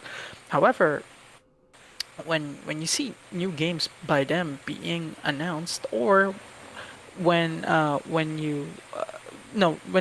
new games that are being announced, they only hype up the fact that it's on Game Pass, not because Arcane is a new game. And I'm like, you love Arcane, right? Don't you have a plan to, I don't know, buy the game at least? I think that's what got me excited about the Xbox E3 showcase, is that they really showcased Forza, and they made Forza 5 look so damn exciting and impressive and big to the game up, not just Game Pass, and they need to do that more, because it's not giving devs the credit they deserve, in my opinion.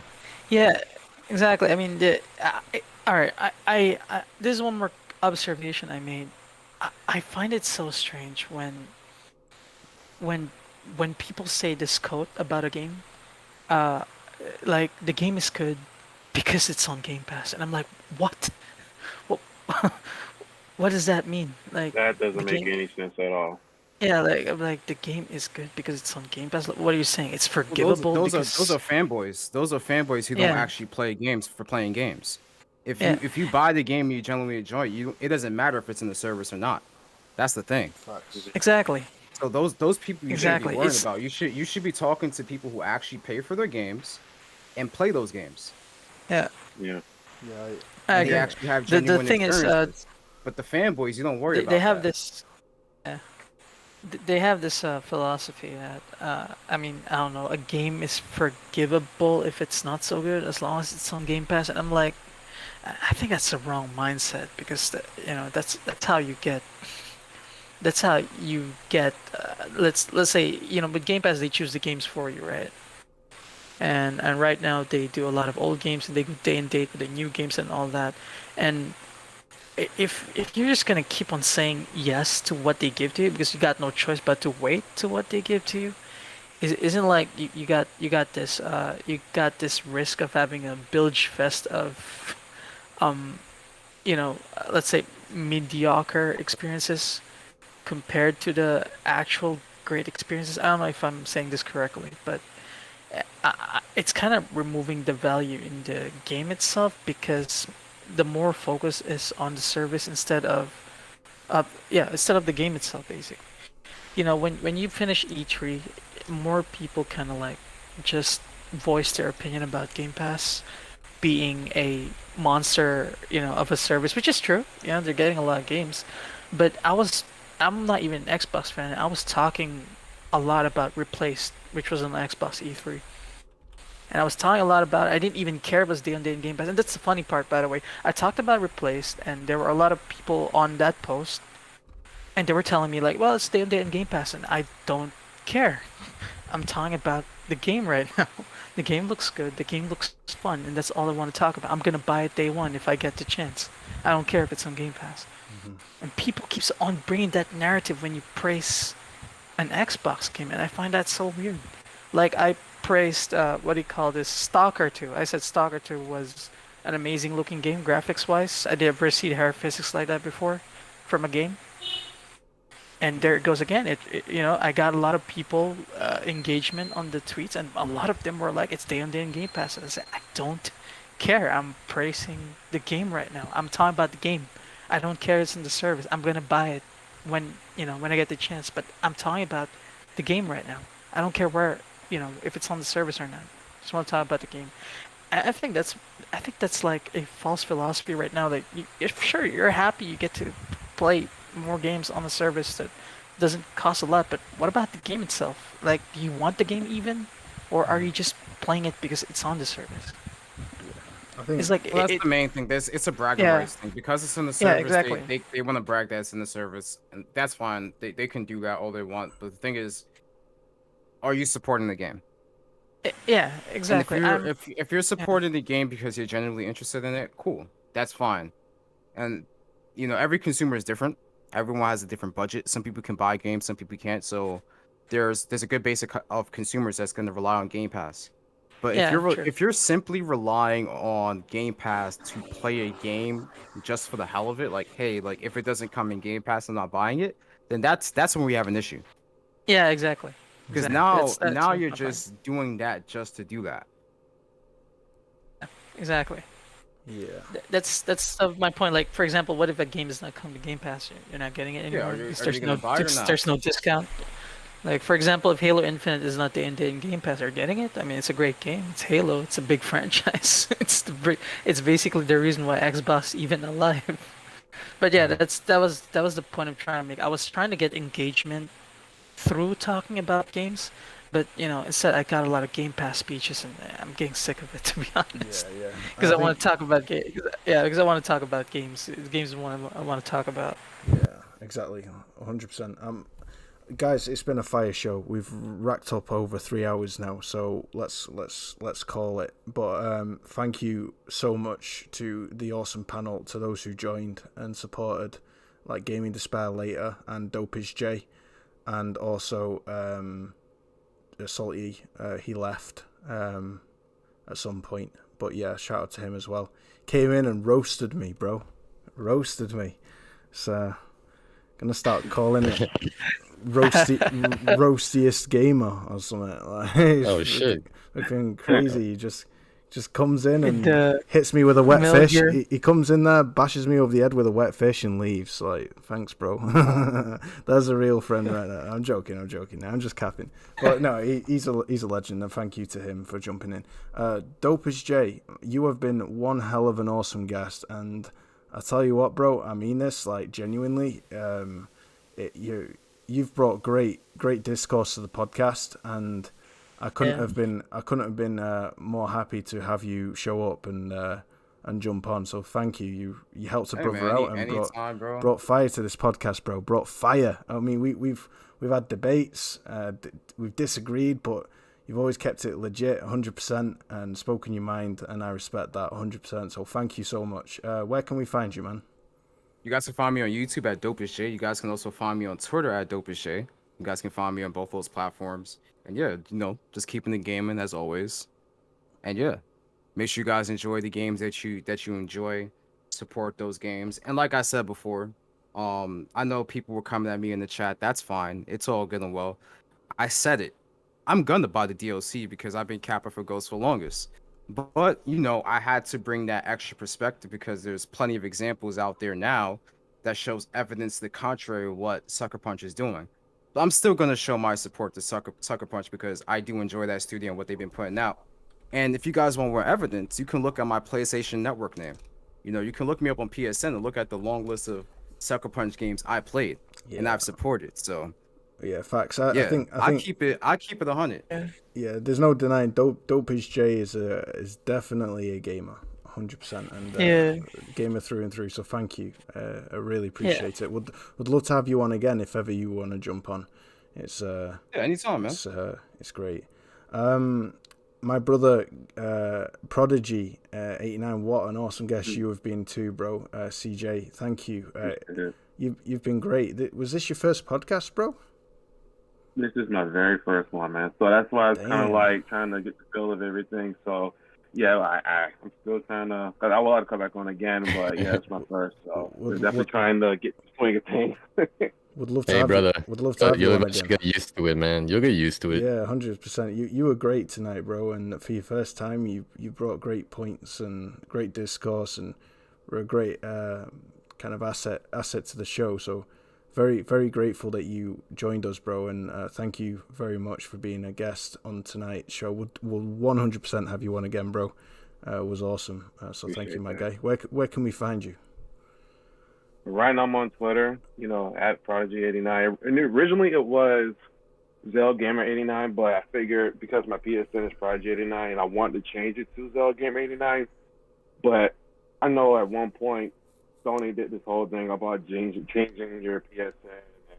I kind of read the disclosures that if you change it, there may be some issues with some of your Let me tell you, bro. Let me assure you, I've had no issues. So no issues? Okay.